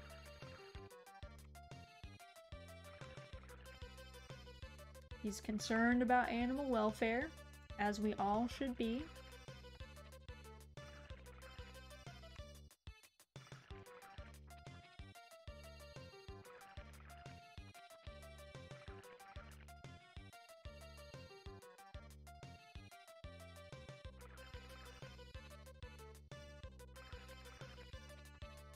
I'm also kind of surprised at how this game, like, managed to have music that does not annoy you, despite how often you hear it and how short the songs are. Like, we could have easily been suffering here. Easily. We could have gotten in here and been like, it is a trial to listen to this for hours, many hours. But all the songs are kind of a bop. A lot of those SNES composers were underappreciated geniuses. 100%. If you can make so simple and so short and so repetitive of a song that loops like that, and people don't go crazy, you deserve like a special award just by it yourself. Like, that's a gift.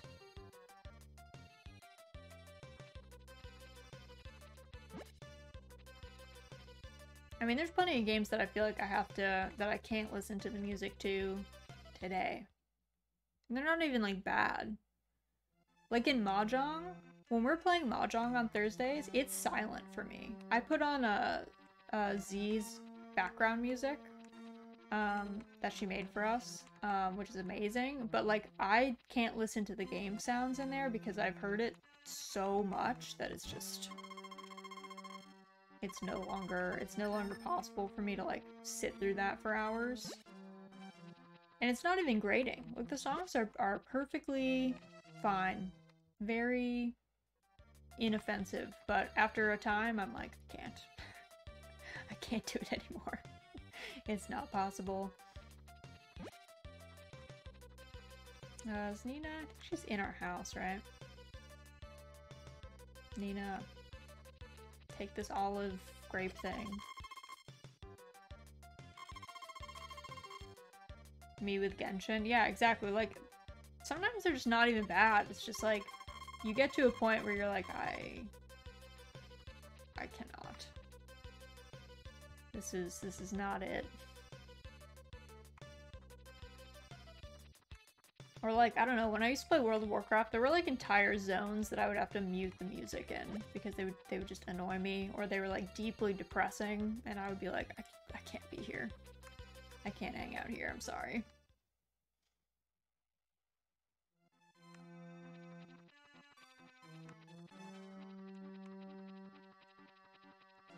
So yeah, making any song that someone can listen to pretty much on loop is a gift. I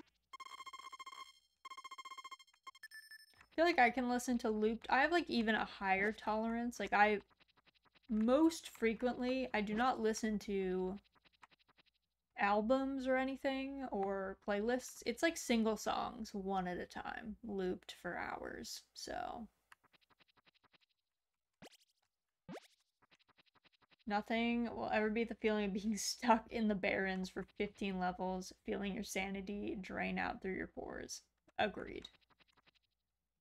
Did you play WoW Classic and then go back and re-experience that? And like remind yourself as a sentient being like, ah, yeah, this is what pain feels like. Because I did that and then I regretted it. I was like, you know, I don't know if I needed to do this to myself. And then I was like, you know what, Blizzard has really done me personally dirty, so it's time to stop giving them money ever again. And now I'm free. It's like Dobby. It's like Dobby getting those socks. Now you're free and you're like, man, what a wild time. Got my fill of WoW before Burning Crusade even came out. It was all just a little much after a while. Then I got into Eve and mistakes were made. Yeah, if you thought WoW was a little much.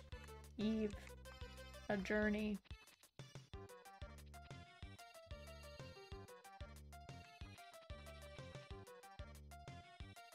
Do I have the brush out? Yes. I'm like brushing the air. Millie is probably like, are you okay? Millie's like writing in her cow diary. She's like, day 35. The farmer doesn't even know how to brush me. He's brushing midair. Send aid. The chickens are like stacking on each other. What are you guys doing? This is some like witchcraft that's happening over here. I don't know if I can condone this poultry craft that is occurring, friends. So just, you know, keep it a little bit more under wraps. Just a little bit more like secret.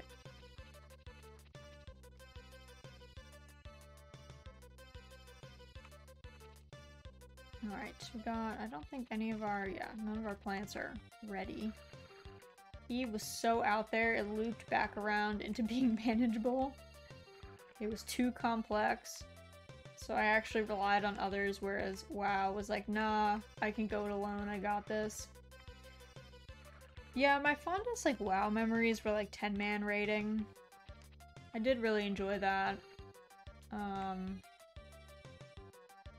And then once they kind of killed that, I was like, you know what? I think I'm good. I don't feel like I need to be in a voice call with 20, 25 people. I'm good. Trying to all do something together. No. Like, I felt like I was doing that enough, like, working. I didn't need to do that on my off time. I was set.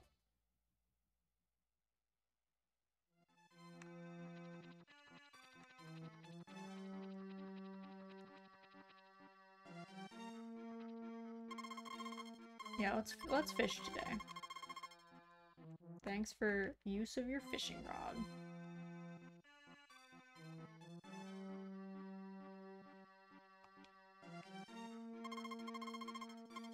I like how when you pull it out, it just says fish! Exclamation. You're like, alright. Alright.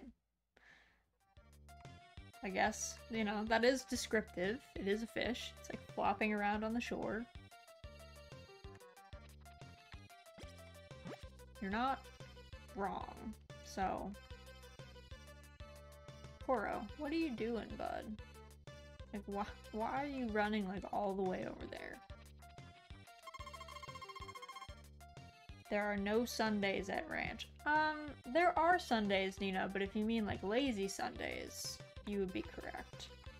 There are no lazy Sundays out on the ranch. But Sundays still exist on the ranch. We're not in some weird time loop where we go from Saturday to Monday. They do still happen.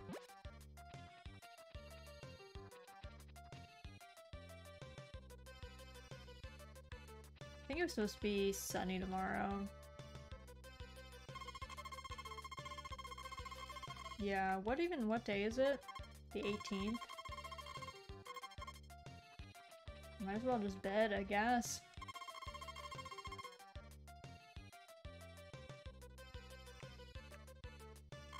This dude's gonna come for the shipping container. He's gonna be like, alright, these people are already asleep? Like, are they good?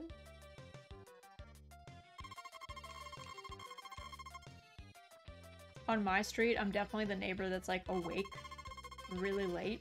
Like everyone else is very asleep at like 10, I would say. Like 10 or 11, like pretty much every house is lights out. And then we've got lights on until like 2 a.m. 3 a.m. So like anytime something weird happens too, like on the street at like 2 or 3 a.m., it's like us dealing with it. Like one time this like teenage couple were like having a fight in the middle of the road. They were just yelling at each other. I don't know what the situation was, but they were yelling at each other.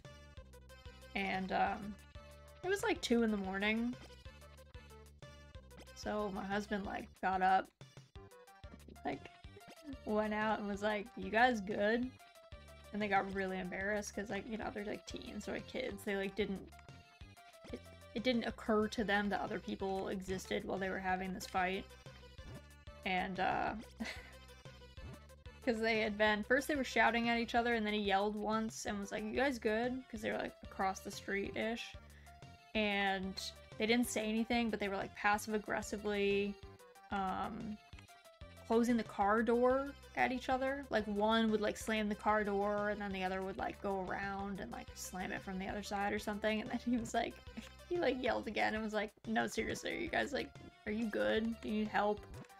And then they got the memo that we could all, you know, it is very quiet here. So probably not the place to like have an argument, honestly, because literally everyone can hear like every word that you say. So a little embarrassing, I think. Found a cat clawing at my window around 3 a.m. He wanted to come in and wanted to say hi. He wanted to see what was up. See if he had any snacks. 3 a.m.'s the prime time to ask for snacks. I'm gonna try not to run Koro over. Kids. Yeah. I don't want to be like, you know, the old lady. You know, I was a kid once too. I did stuff like that, but it's just like one of those things where it was like, hello. Hello, fellow kids. It turns out that there are other people awake at this time, and there are people who are not awake at this time that will awaken to hear you guys yelling. Bamboozled. The corn is expensive. Calf is like trying to dodge us here. I feel like I'm playing a mini game.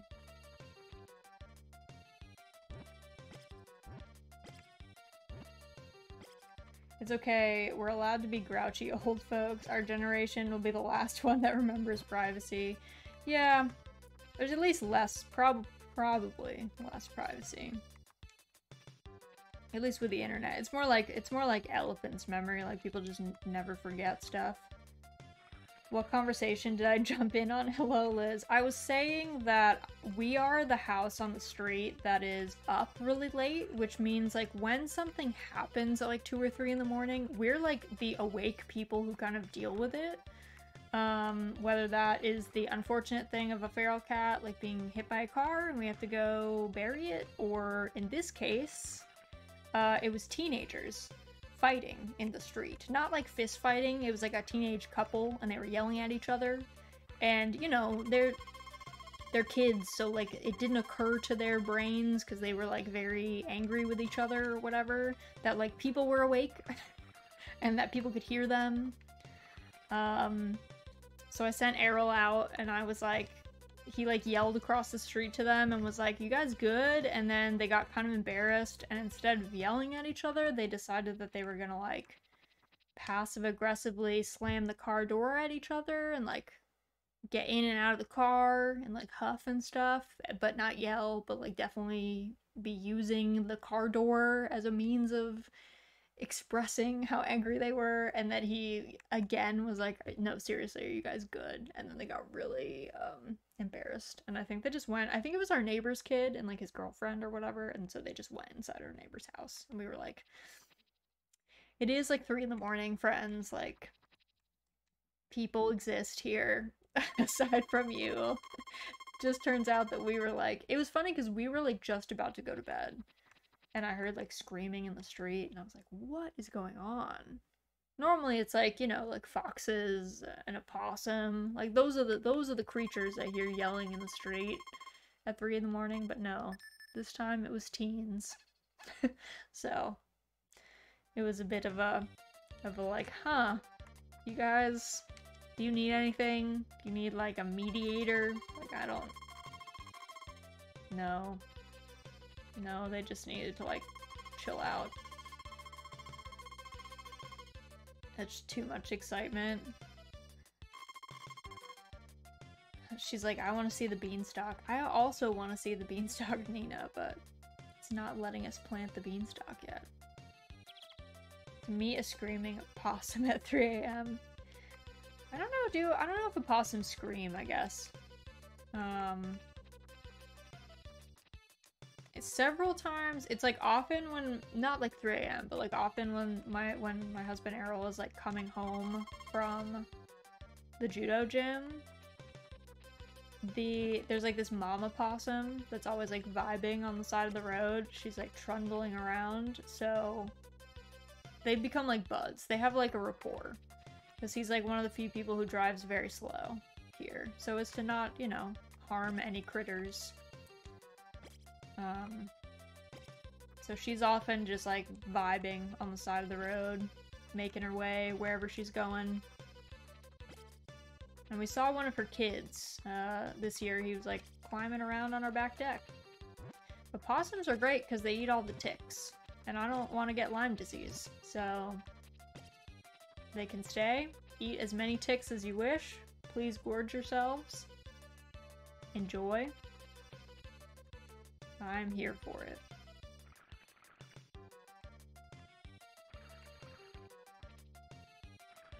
I think the scarier ones around here, as far as like nighttime sounds that are disconcerting, are fisher cats.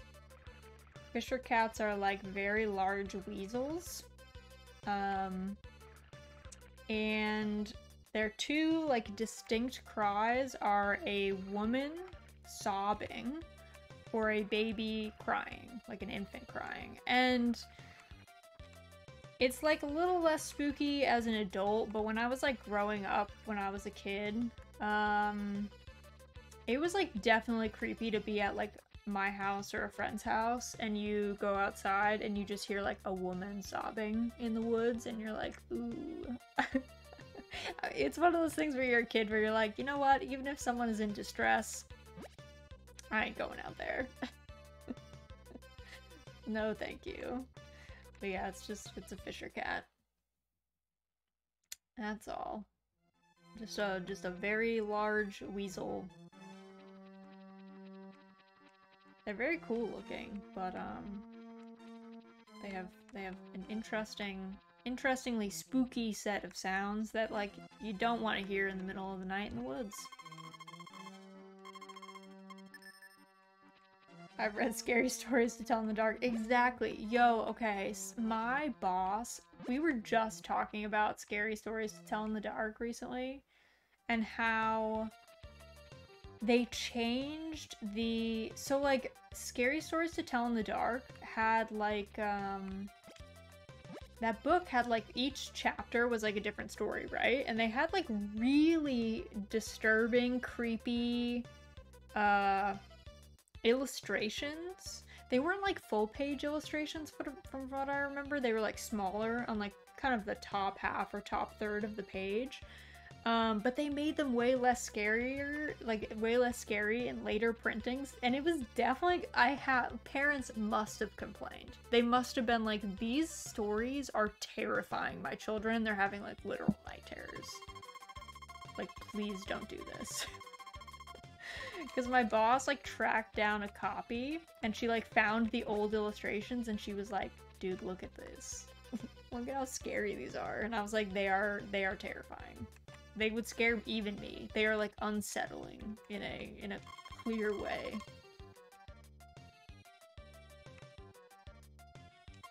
I was like, I don't know, as a kid, I loved like Goosebumps books. I loved Are You Afraid of the Dark? Like TV shows that were spooky and scary and horror, but I am extremely weak to horror. Like I had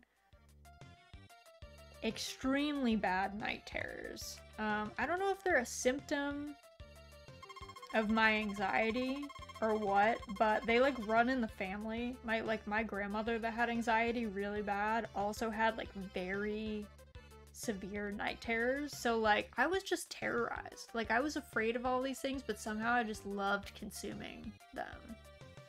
And I was like, and then I just like wouldn't sleep for like a week because I was scared, and I would be waking up in the middle of the night like freaking out. Oh man, the old illustrations legit gave me nightmares. Exactly, the woman at the bedside, they're actually deeply unsettling. If you go look up Scary Stories to Tell in the Dark and like look up the illustrations, they are actually the stuff of nightmares. Like adults today would be scared of them. But yeah, I had like very... the number of like, I don't know, the number of like sleepovers I would be at when I was a kid. And of course, like, you know, like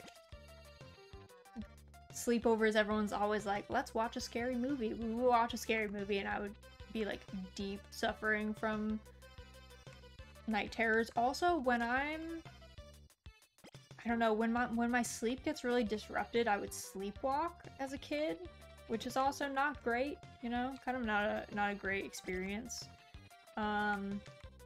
So yeah, the number of sleepovers that I was probably horrible to have over because I'd be like having night terrors, sleepwalking, absolutely terrorized by like something I did to myself, you know, like movie I watched, book I read. It was bad. It was not a good move. I just loved it. I just love that stuff. I'm so amped about horror. As an adult, I really don't watch horror movies. Partially, I think it's because a lot of horror movies have gotten a little bit more into like gore stuff, and I'm actually very squeamish about gore sound effects. I'm actually not that bothered by the sight of like blood or injury that much, but for whatever reason in movies, it's the actual auditory sound effects like make me really nauseous. So stuff like Saw and things is not the way for me. So yeah, I've backed off of horror a little bit. I don't play horror games. I mean, we played Amnesia, but like we said when we were playing Amnesia, like I definitely am not the target audience, and I don't feel like I get spooked by a lot of the little things, like the atmospheric things that they want you to be spooked by. And the jump scares, I don't tend to like scream. I just jump, you know? I just like silently jolt. And I'm like, oof, I don't like that. But it's not super, you know, thrilling. And I don't really like being scared, so I got plenty of that when I was a kid. So, though I have been meaning to watch, is it The Witch or Witch? I don't know, the aesthetic of that movie looks very good, but I've been putting it off because I've been kind of worried it's gonna disrupt my sleep and freak me out. But it's been on the list for sure.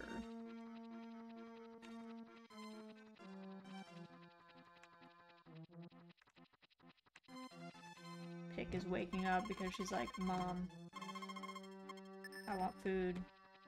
Are you skitching because you're mad? Girl, it's 8 o'clock now. It only just became 8. You have to calm down. I got super scared super easily as a kid, but these days it's more like horror games give me horrible suspense anxiety. Yeah, like you're gonna hit me with a jump scare, just get it over with. Yes. But that's not a fun or cathartic emotion, it's just annoying. I definitely feel that. Yeah. If I think a game is gonna like jump scare me, I don't know, man. It's not really the way. Yeah, I don't feel like I derive a lot of enjoyment, I should say, out of being spooked in that way. Okay, so it is 8. I have to quickly go feed Miss Pickles because she's a heart condition. She needs her pills. So I'm gonna put you guys in a quick be right back screen, and then I'll be back in like 5 minutes or so. So feel free to get up, get a snack, have a stretch, all that good stuff, and then we will keep going, hopefully finish summer in the rest of this play session. We might even get a bit into fall because we're kind of going at a good clip, but yeah, so I'll be back in about 5 minutes.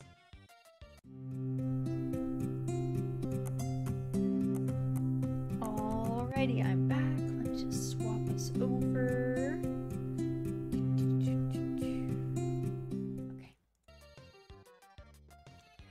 Miko, hello, and Kyo, hello, hello, hello. Hi guys, how are you? How's your day been? We're just vibing. We got our beanstalk seed, but we have to wait until spring to plant it. Though I guess, I don't know, we could try today because Nina's been talking about it, and the last time I didn't take her seriously was when I didn't think that we could paint the house, and then we could, and we did a really bad job, but we could still do it. So maybe she's onto something. Maybe I should be a little nicer. See, this is it. She's like talking about it. So I don't. Maybe we grab the beanstalk as long as it's not a harvest day. Let me see if we can plant it. Oh, it is a harvest day. Just kidding. Harvest day means we spend all day in the fields picking veg, as you do. Got our... Okay, we got a new cow. Oh, God. Millie, come back here. Oh my God, this child. But yeah, we had Gale. We sold Gale to a peddler, like a dude who just came to our farm.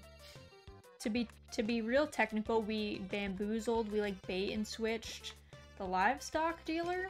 Because we went to him, we were like, we want to sell a cow. And he was like, great, I'll come by your farm later and pick her up. And then this dude with like spiky hair showed up and was like, hey, I'll trade you this bean for that cow. And we said, yeah, give us the bean.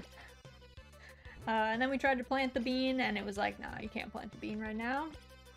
You're crazy. So, you know. It's been a bit of a learning curve. We need calf for this venture. Spiky hair had a huge bag of tricks. Yeah, we did sell Gale. I mean, to be frank, Gale's whole purpose was to be sold. Like, her whole point was to be traded for the bean. We were going for the bean deal from the start. We got a new cow. We named her Millie. Bisha suggested that we name her Millie. So we've got a new cow, and she just is there to vibe. So, you know. But yeah, Gale is gone. Gale was sold to a dubious new owner. Bit of a, I don't know. I don't want to say he's a criminal. That's maybe a, strong word, but he seemed dodgy. So I don't really want to think about what maybe happened to her, because then I would feel guilty. I would feel culpable, and I don't like to feel like that. So Gale should be honored that she took part in our dealings of questionable legality and dubious sensibility. Exactly. Yeah. Thank you for your service, Gale. But yeah. Also, Calf has been... We have thrown a lot of stuff on the ground, and I'm not gonna say it's all Calf's fault, but he has been, like, dodging some of these saddlebag drop-offs. It has been a challenge at times. So, it is how it is. Yeah, I guess we could try... Oh, we have to water, so... I was like, we could try going up to the mountain, but it's like already like 2 p.m. It is already late.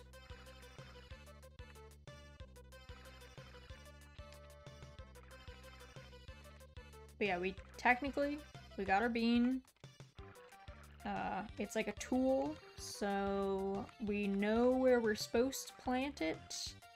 It wasn't letting us plant it, so we're thinking that we have to plant it in spring. But Nina has been talking about it, which makes me think maybe we could try and plant it again.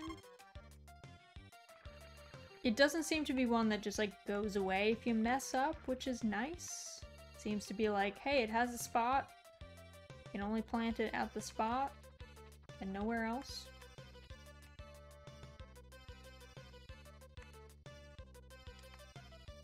I don't think this hay is done, but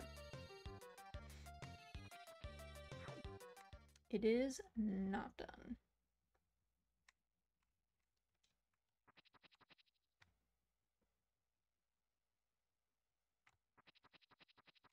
Okay, it is dark out. We have not gone to bed when it's this dark in a hot minute.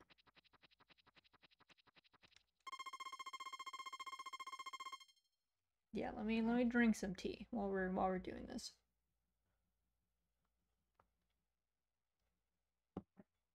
There we go.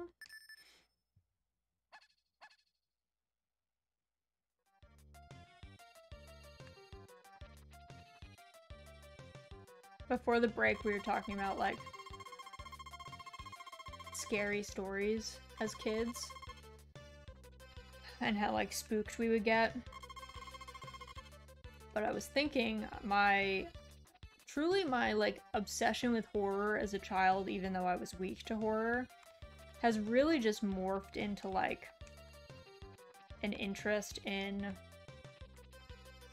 I don't want to say true crime, because I'm not really into, like, normal true crime stuff. But, like, documentaries about, like, cults and stuff. Fascinating. If you guys have not seen the Keep Sweet, Pray and Obey documentary on Netflix about the FLDS, wild. Truly insane. I've watched a lot of stuff on the FLDS, and that even had, like, a bunch of new stuff that I'd never heard before, which is kind of crazy. But also disturbing, you know? In a classic cult way. Cults are often be spooky. So that's where, like, instead of getting scared by, like, zombies or something now, I get scared by, like, people. Real people. Real people being real weird. Being into some spooky stuff.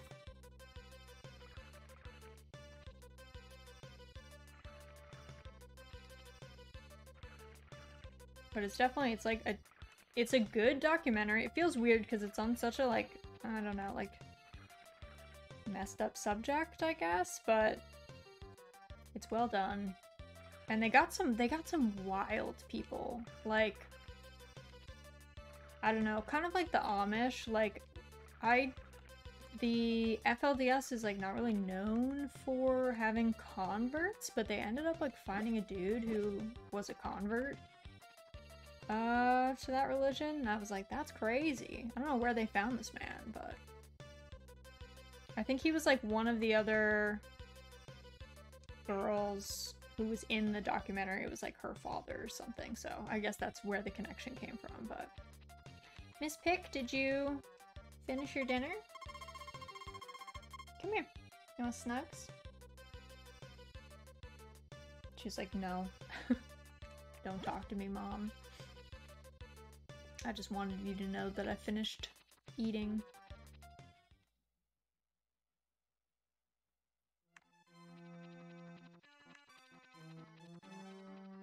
Whoop.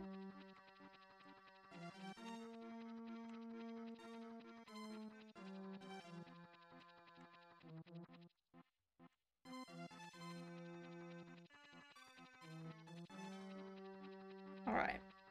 I don't know if it's gonna work. Again, it might actually have to be spring, but like I said, the guides are just so unclear, honestly, on this stuff that... Yeah. Miss Pick, you may not come through here. I'm gonna block this off. You're blocked. She's very mad. I'm sorry, friend. It's just the way it is. The cult subplot from Yakuza 0 might have been kinda sorta played as a joke, but it's really unnerving. Something about setting it right in the heart of a major metropolitan area makes it so much more unsettling. Mm-hmm. I've never played Yakuza, but for me, the scariest cult, obviously there are a lot of scary cults out there, right? But cults where people are living on a compound are a little bit more like... Not that they're not scary, because they are, but they seem more obvious, I guess. Like, when people are, like, living... Like, if you can convince people to stay in a cult when they're living, like, with you on this, like, remote spot, it's like, okay, well, you are like their only social interaction. They've been so isolated from everyone else that kind of makes sense. But if you can get people to be in a cult in like a city, that's pretty spooky. That's some pretty S-tier cult leadering, you know what I mean? Like, your ability to manipulate and control people has got to be pretty strong.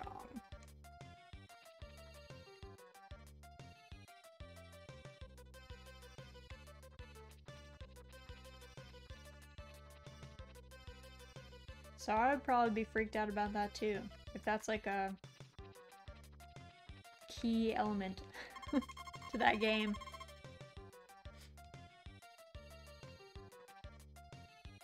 Alright, we tried to plant the beanstalk, Nina, but it's not going until spring, so we're gonna have to wait a while till we get there. Oh, I left the dog out. Oops, we should get Koro. Forgot it was gonna rain.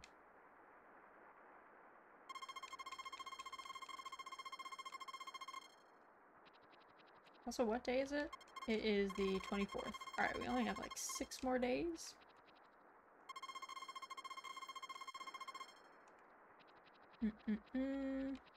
Koro! Where are you? Come here. We're bringing you inside, bud. It's your lucky day. Not a key element, thankfully, but one of the side stories, unrelated to the main plot, involves helping a woman whose daughter got indoctrinated. Ooh, that's so spooky. I think that's like the saddest thing to me, is a lot of these cults, either people who grew up in the cult and then leave, or people who are just like on the outside. They just like witness someone that they know being in it, is like really sad. In Keep Sweet, there's a woman, they like ask her, they're like, how many of your children are still in the FLDS? And she's like 8. And it's just like it's like a really sad, crushing moment where you're like, damn, that's crazy. You just like hope that they get out one day, because like in like the FLDS, they're not allowed to like, they're not supposed to, or at least like interact with her. So it's like she has like 8 children who are like really cut off from her. But yeah, it was really sad. But yeah, it's kind of the nature of cults. They get you.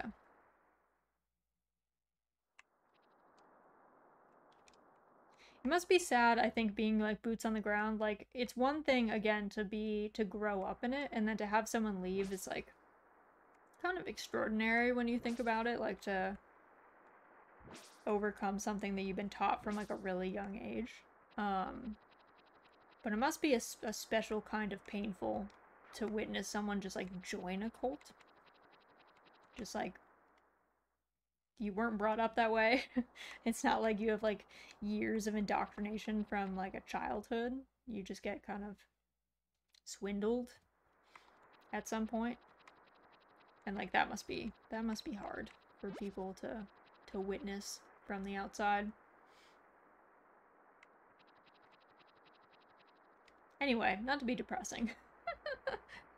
I was just saying, like, this is the thing that scares me. Let's talk about it in depth. Let's get into it. The spookiest thing on the planet is man. And the horrible things that man can do to other men. Humans are something else.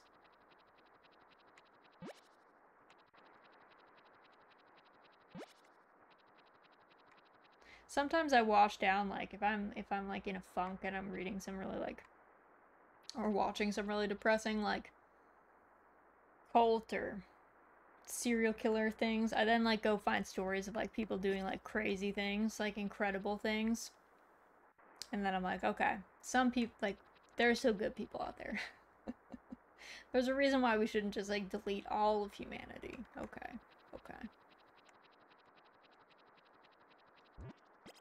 forget if there's anything over here. I mean, I know that there's like the hole to get to that secret spot in the cave, but you need an axe to get there. There's actually an institution that nobody was ever 100% clear on near where I used to live. We were all fairly sure it was a cult compound, but like, what do you even do?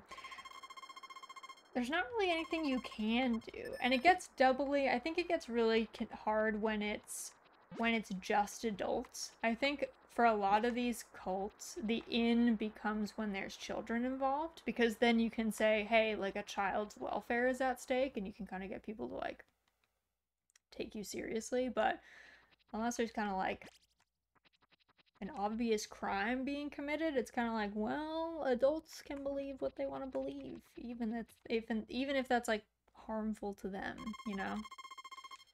So it's like, it's super hard. There's no way to like know. And obviously, like, you know, there's plenty of people who just believe weird stuff, but it's not hurting them or anyone else. And they could probably look like a cult from the outside as well. So it's definitely like tough. I think that's why with like the FLDS thing, it took a long time.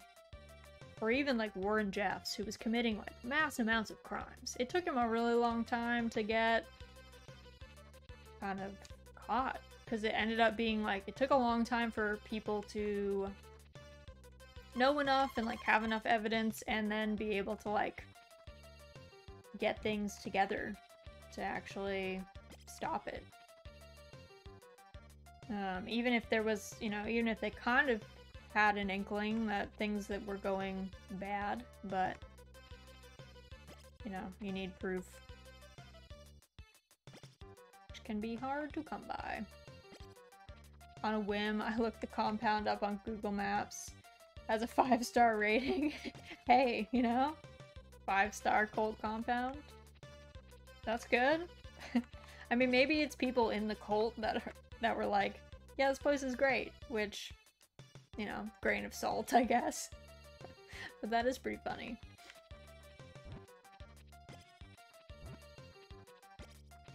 It's also funny, I feel like, when I was younger, so for years I went to camp at this working horse farm with like 65 horses or whatever.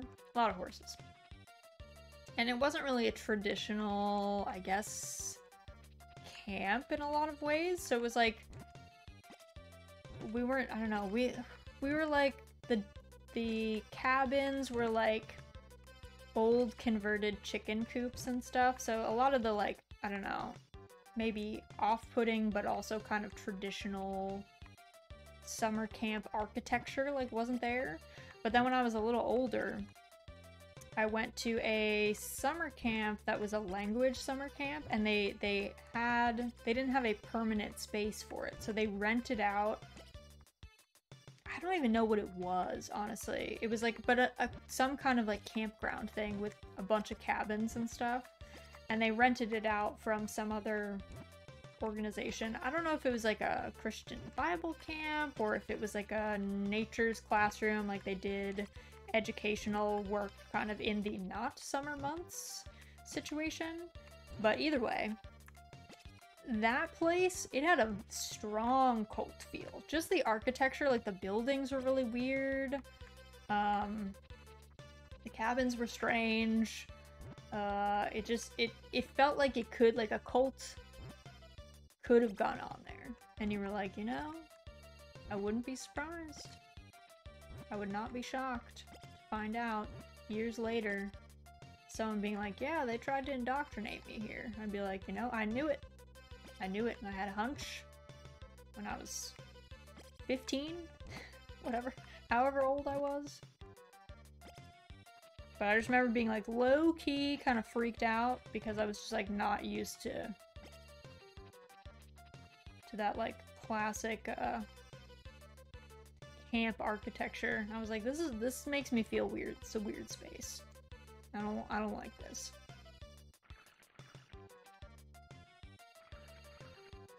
I guess I felt the same way. So we had like, we called it nature's classroom, but like in think it was 6th grade for us. It would be like in like March or April. Through school, we would go on like an overnight, basically a trip. I think it was like for a week. I think it was like we were actually there for a full week. And it was like we were doing a bunch of like hands-on educational activities. They would like split us up into groups and we would take like these mini courses on like tracking animals or like, I don't know, doing all sorts of weird stuff. I'm not really clear on what the purpose was, truthfully. But that also had weird camp architecture that I was like, this could be a cult. Yeah, cult could be here too. Today I learned. Yeah, I don't know what it was. There was something, it was just like, I think it might not have even been that weird. It was just like unsettling to me as someone who like hadn't really interacted with like normal summer camp buildings. Because like my summer camp when I was a kid was like I said, we were living in, our cabins were like converted chicken coops that were all in a row, and then the older kids lived in a house. And then the main building was like the giant barns, and then there was like the main house where like the proprietor lived with his partner. And so like it just, we didn't have these like massive dining hall spaces or I don't know, any of that. It wasn't even, I mean, there weren't even a ton of people at this camp, I guess, but going to some of these places, I was like, you guys committing crimes in here? What's going on? This place feels weird. It feels like a space of indoctrination. I don't know. And it was probably normal. People probably went there and played dodgeball and learned how to swim. There's probably nothing untoward happening, but got freaked out. I think a lot of those camps are really unsettling because they're this weird blend of privacy-less communalism, but also completely sterile and unlived in. That's probably what it is. Like, I think in many cases, I was visiting these spaces in their off-season, or they were being used in a way that they normally weren't. So, like, oh, what does this want? What does this man want? Peddler of the Wind. Seed of a tree that grows money. Plant it in the ground, you'll be surprised. You're buying something good. It's 20k? I mean, we have 30k. Should we buy it? Is this man gonna scam us?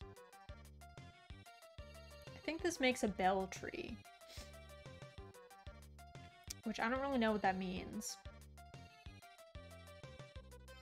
Just look at that bag of tricks. Man's got at least 50 plot hooks in that thing. He really does. He has like shades on. He has this massive bag. I mean, I guess we buy it for the content, right?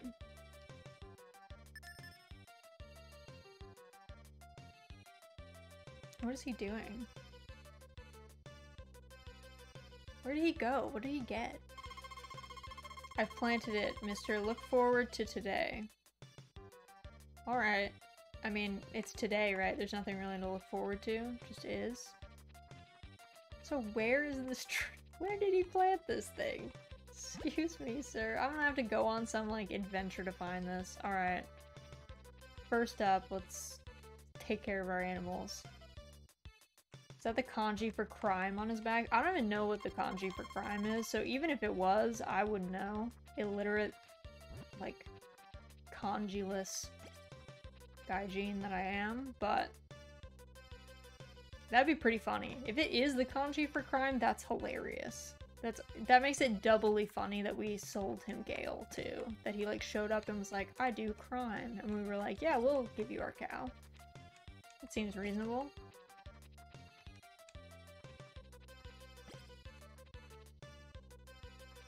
I don't know where he put that thing though. I'm gonna have to like go hunting for it after this.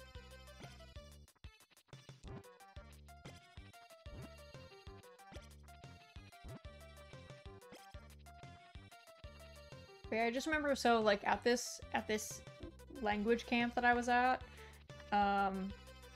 we did a like so it was a Japanese language camp, and we did a like activity one evening that was like you had to go around and find all these counselors who were dressed up as various yokai. And the whole point was that you were supposed to like there was like an activity for each one of them as to like how to avoid getting got by this yokai, and it was supposed to be just teaching you about like Japanese folklore or whatever. But oh my god, they really knew, like they were like there to terrorize us, which to be fair, if I was a camp counselor, I would probably also be there to terrorize children on this like spooky, and it was like teens, right? We weren't like 8 years old. But there was this one counselor, she was like hidden.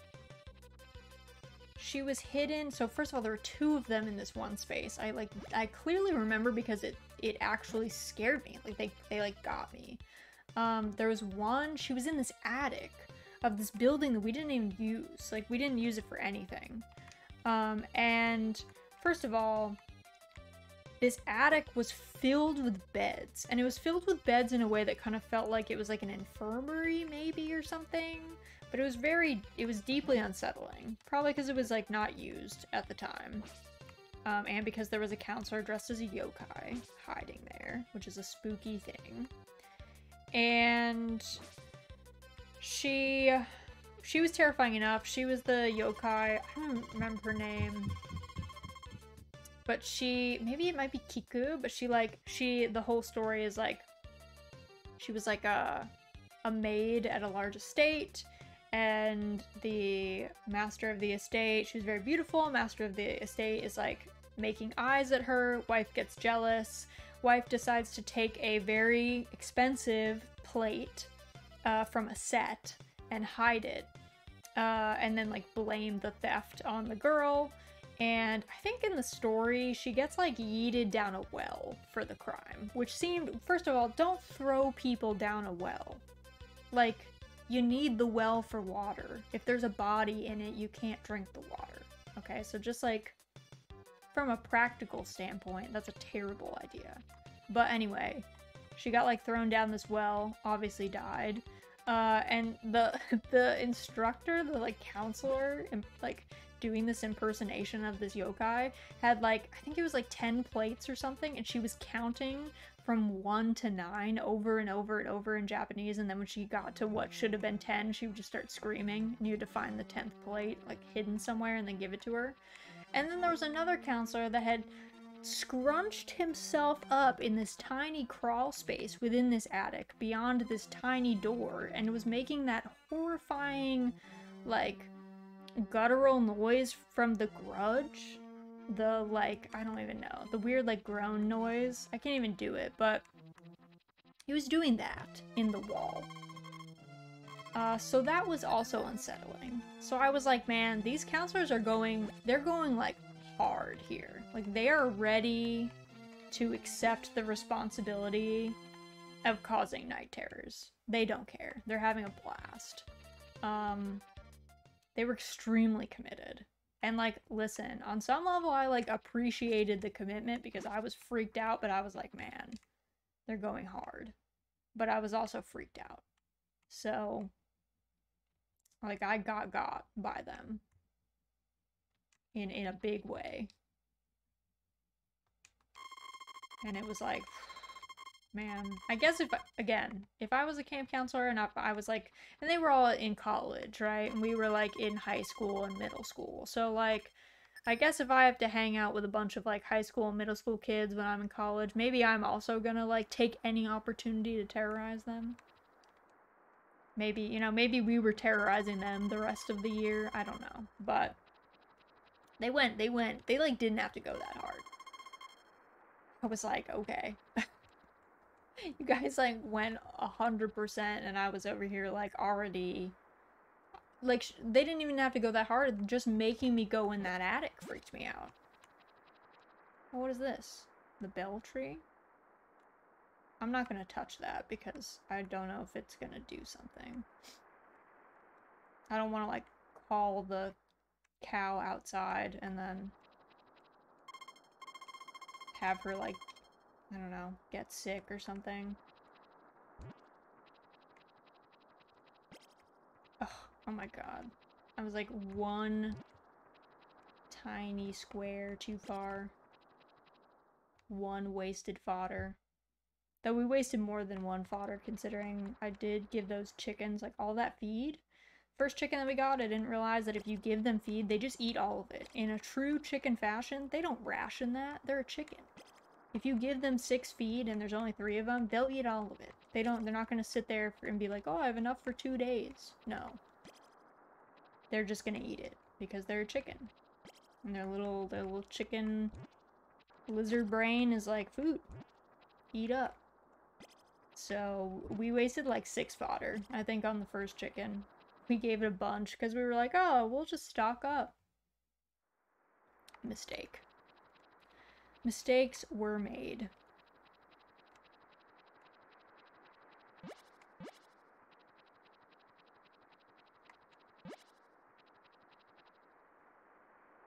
I don't even know what day. What time is it? I feel like some weird amnesiac or something where I just never remember the date or the time. I'm always having to be like, how far into this season is it? What day even is it? I only know that it's Saturday and Sunday. Usually like Sunday or I guess Saturday Nina sometimes tells us the shop isn't open, but I feel like it's more like Sunday she makes mention of it. So that's the only way I even know vaguely what day of the week it is. It's because Nina like clues us in.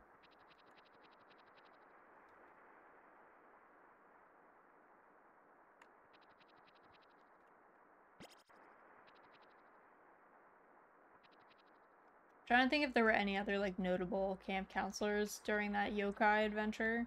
There was one that was being a kappa, and he would actively try and pull you into the lake fully clothed unless you introduced yourself to him and made him bow and like get the water in his little cup on his head, out of his head, and then you could escape. But he would actively try and pull children into the lake. So I did run across some soggy other campers. And there was one dude who was doing Beto Beto-san, which is, I think it's a yokai story native to Tokyo. And it's a yokai that follows you at night, and he's called Beto Beto-san because it makes like the sound, like clicking that geita make, like traditional like clog shoes make on the street. And I think what you were supposed to do, and he was like he was like a physically imposing counselor. He was like a dude that was like well over 6 feet tall, like very tall, kind of big, and he was just like silently following behind you for like a long way. He would again, they were all committed. He would go for a while. So I think what you were supposed to do to like get him to disengage was you were supposed to, I think in the story, if you're followed home by Beto Beto-san, you're supposed to step to the side and then say like, Beto Beto-san, like, please go ahead. And so he's supposed to like walk past you and then dissipate or whatever. So he would just do that. But I definitely saw people being followed around by this giant of a man, and we had to be like, just let him pass. Just tell him he can go ahead. And again, I forget the name of some of them, but one of the counselors was being the yokai where she's like a very beautiful woman, and she holds a fan in front of her face. And she asks you if you think that she's pretty, and if you say no, she kills you, because that's very rude. And if you say yes, she reveals that her mouth was like sliced open. It was like something of like a jealous like lover killed her or something, like some domestic violence situation. And because she doesn't think that she's pretty, she then kills you as well because you lied. And you said that you thought that she was pretty. And she's like, well, not anymore, because my jerk of an ex did this to me. And you're like, damn, okay. So you're supposed to say, I don't know. If she asks you, do you think I'm pretty? You're supposed to say, I don't know. And then she gets confused too. And then you can escape, I guess. The modern variant being her wearing a surgical mask instead of holding fan. Exactly, exactly, yeah. So if some lady in a surgical mask comes up to you and says, do you think I'm pretty? You can just say, I don't know. And then just walk away quickly. Just leave. Unless you know her. Then you can say yeah. Because you know her.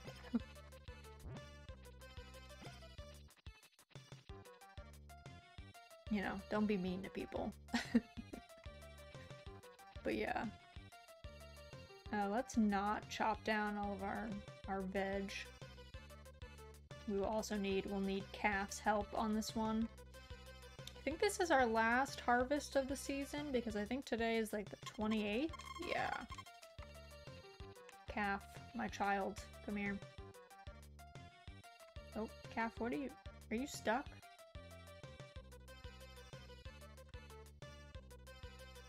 Oh god, he is stuck. Okay, I got him unstuck. He was definitely stuck in the stable. He was like, I can't get out.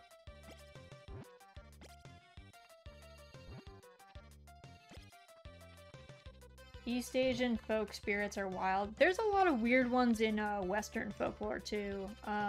Doppelgangers are pretty spooky. There's some similar folklore in like Italy of like someone calling your name. That corn. There's always one corn ear that I just yeet. Honestly, Irish folklore is also pretty into like spooky beings calling your name. A lot of like little folk you shouldn't interact with.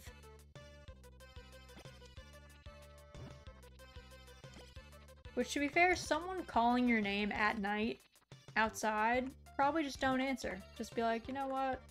I don't think anyone needs me at this hour. I think I'm good. It's probably just like sage advice. I don't think that's unwise advice to give to someone. Let's put it that way.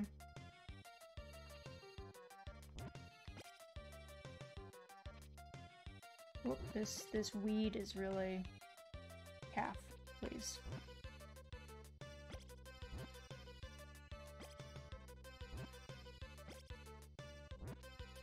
Yeah, okay. Alright, we'll swap to the water.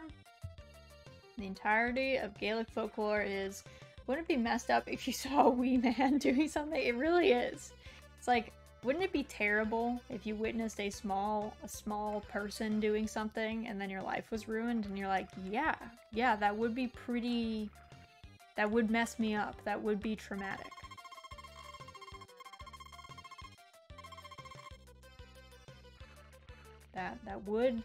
That would get me. You got me.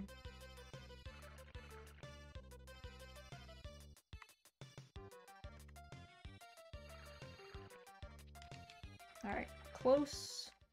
I don't remember if the, oh, it is nighttime. I feel like night is getting shorter.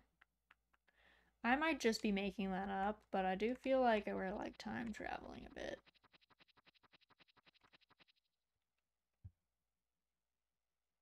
I'm gonna experiment with this bell tree tomorrow. I'm gonna give it a think. Because it's supposed to be nice out. We'll see if Millie, the cow, would like to hang out outside for like a second. I'm probably not gonna let her just be out. It's been hot recently. You are not wrong. Yeah, she's got it. She's got the right of it. I like made the mistake of asking a client today. I was like, I hope it's not hot by you. And she was immediately like, it is sweltering. I was like, alright, well, take that back. R.I.P. I guess. Sorry I asked.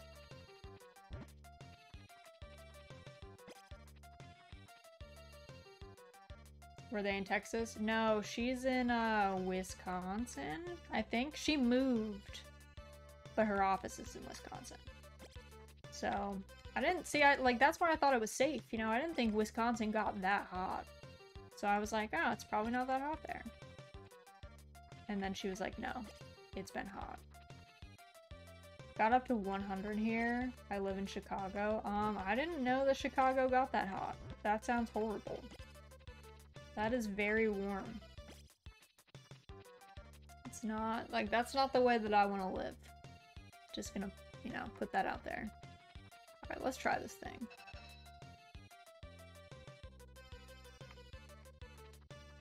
Okay, it doesn't call them out. I think it just calls them in. Let me check. Unless Millie's been, like, teleported out to a field. Okay. This is just for decoration. This is not that handy. So I'm just gonna... We're just gonna never mention the bell tree again. It's just gonna live there. We're never gonna use it. It's gonna look weird, but we're gonna just enjoy it as a non-functional aesthetic piece. But yeah, 100 degrees is a solid no. Honestly, 90 degrees is too hot for me. So... This is extremely inclement weather. Triple digits back in my New Mexico days was not unheard of. This is nonsense. Winter is going to be more welcome than ever this year. Yeah, I bet. I don't know how people live in areas that do get that hot all the time. Some people like the heat, but like there's plenty of people I know who don't like the heat that also live in places that seem to be routinely that warm. And I would not make it. It would not go well for me.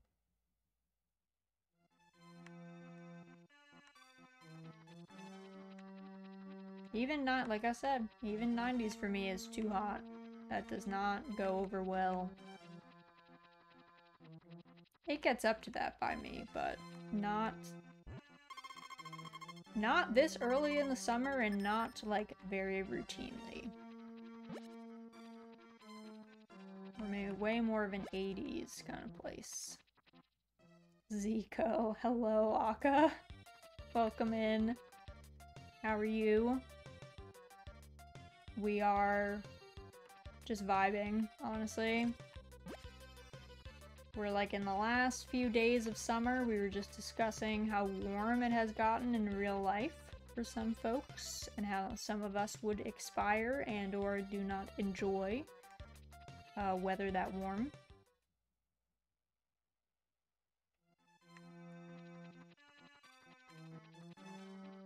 I feel like, yeah, there's not really, I don't really know if I want to like run back and get that olive.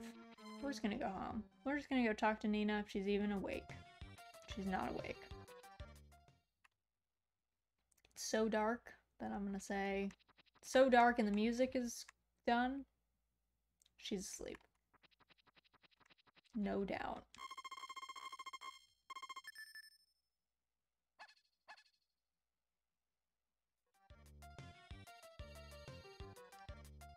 Alright, what day? You would think that there would only be like 2 days left in the month, so I would remember what day it is? No. Okay, it's the 30th, tomorrow is the 1st of fall. Nina, you're so down on yourself. Also, her mom trash talked her to us. Not this time, but I think our last play session. It was like really rough. I was like, don't talk about my wife like that. Excuse me? Like, you're just my mother-in-law. We're not like in a club to like hate on my wife. I married one of you and it was not you, mother-in-law. So I was shocked. She was like, Nina's really selfish, isn't she? I'm like, excuse me? It's my wife you're talking about. She's not selfish. She hangs out at the farm all day. If she was selfish, she would just peace out. She would just be in the mountain all the time.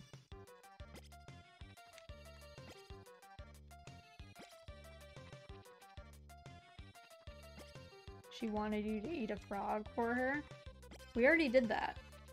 That is like a little selfish. Like, I'll agree that that was pretty outlandish, but like, I don't know. You can never tell with Nina. Like, maybe she thought that that was normal, you know? Yeah, exactly. She wanted us to eat a frog for us. It was for our own good. Yeah, like, by Nina logic, like, maybe that's like a high honor, you know? I don't really understand Nina, so... Actually, why am I even watering these? They're not gonna produce anything tomorrow. And they're gonna be dead, so... Leave that.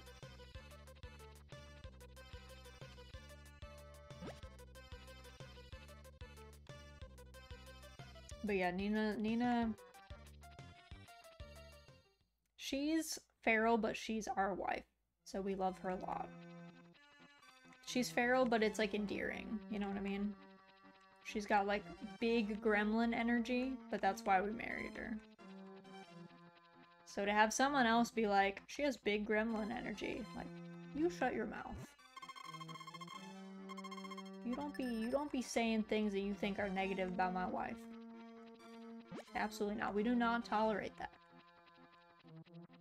And to have it come from her own mother. I was like, her own mother that's stalking Anne's dad? Dude. Glass house. Don't throw those stones, girl. Like, you're weirder than she is. And you're a very adult lady with a grown child. Like, you gotta get yourself together.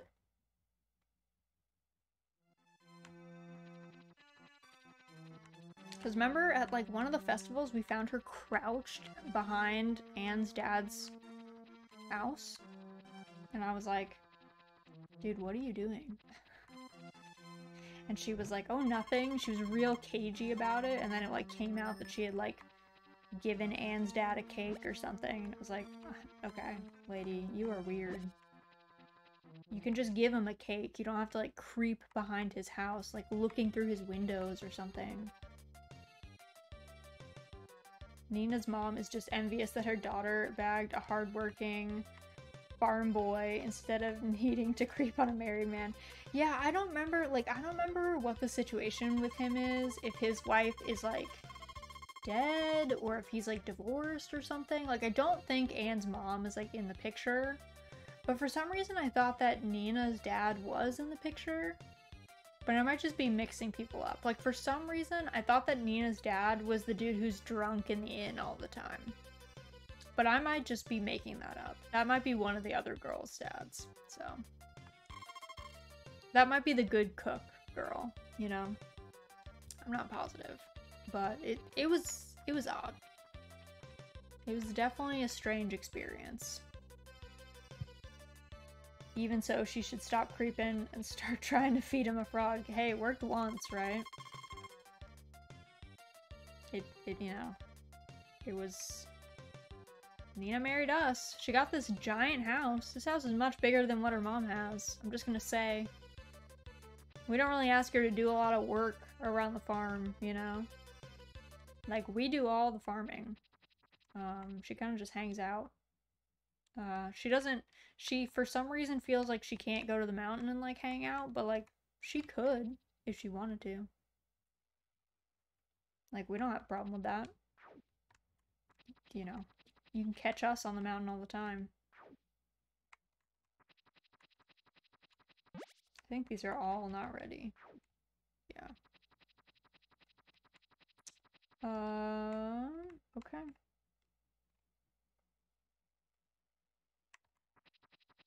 Oh, what is the weather like? I think it's supposed to be... I think it's always sunny on the 1st.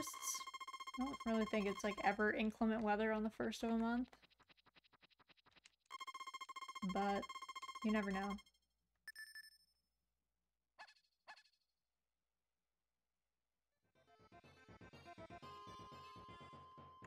Alright, let's see what the weather is like tomorrow. Alright, it's gonna be raining.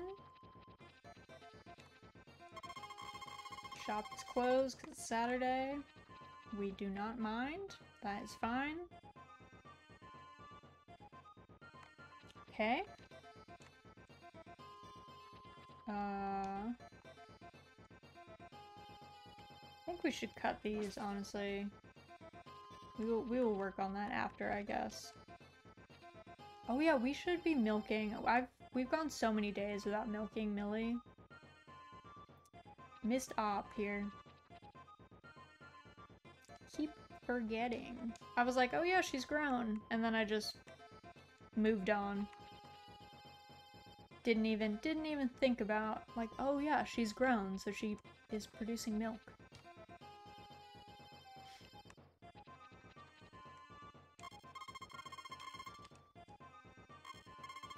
Oh, I keep, like, thinking, like, oh, is it A? It's like, no, it is not A that you press to use your tool.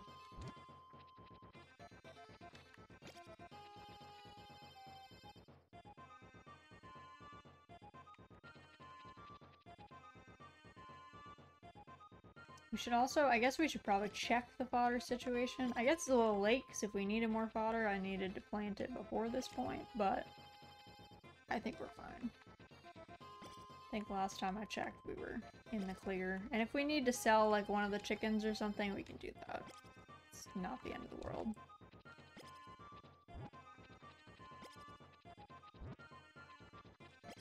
Alright, let me see what we're at. Because we've got 4 animals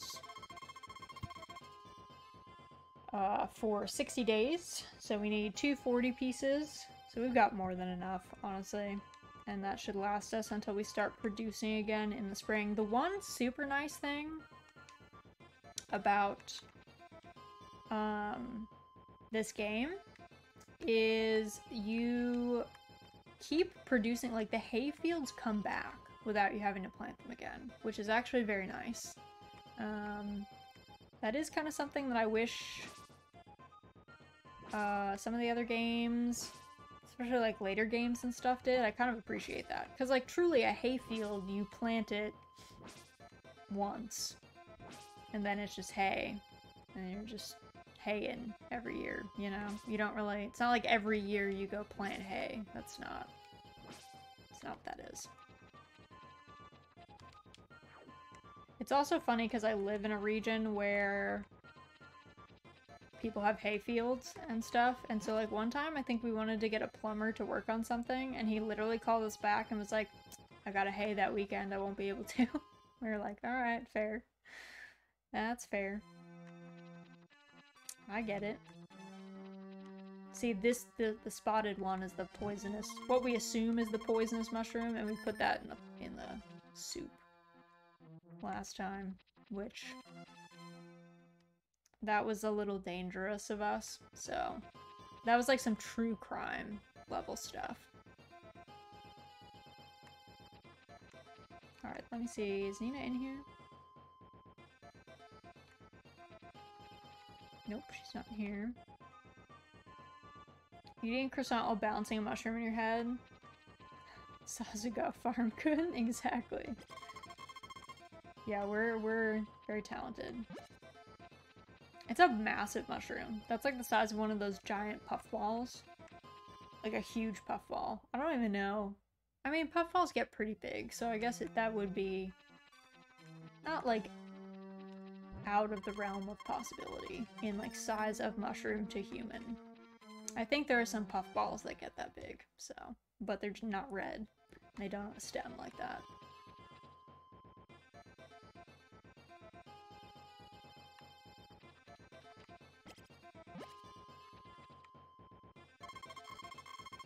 Is that all you're shipping? It's 500 gold, dude. That's pretty good for this season. Last season we were barely making any, like 300 gold, and we were like sweating, running back and forth from the mountain to get those herbs in the cave.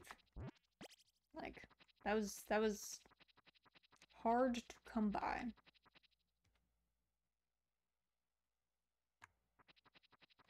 Oh yeah, we should bring our dog in because it's gonna rain. Need is asleep anyway, so not like we're missing out on much by going out again and bringing him in. All right, do.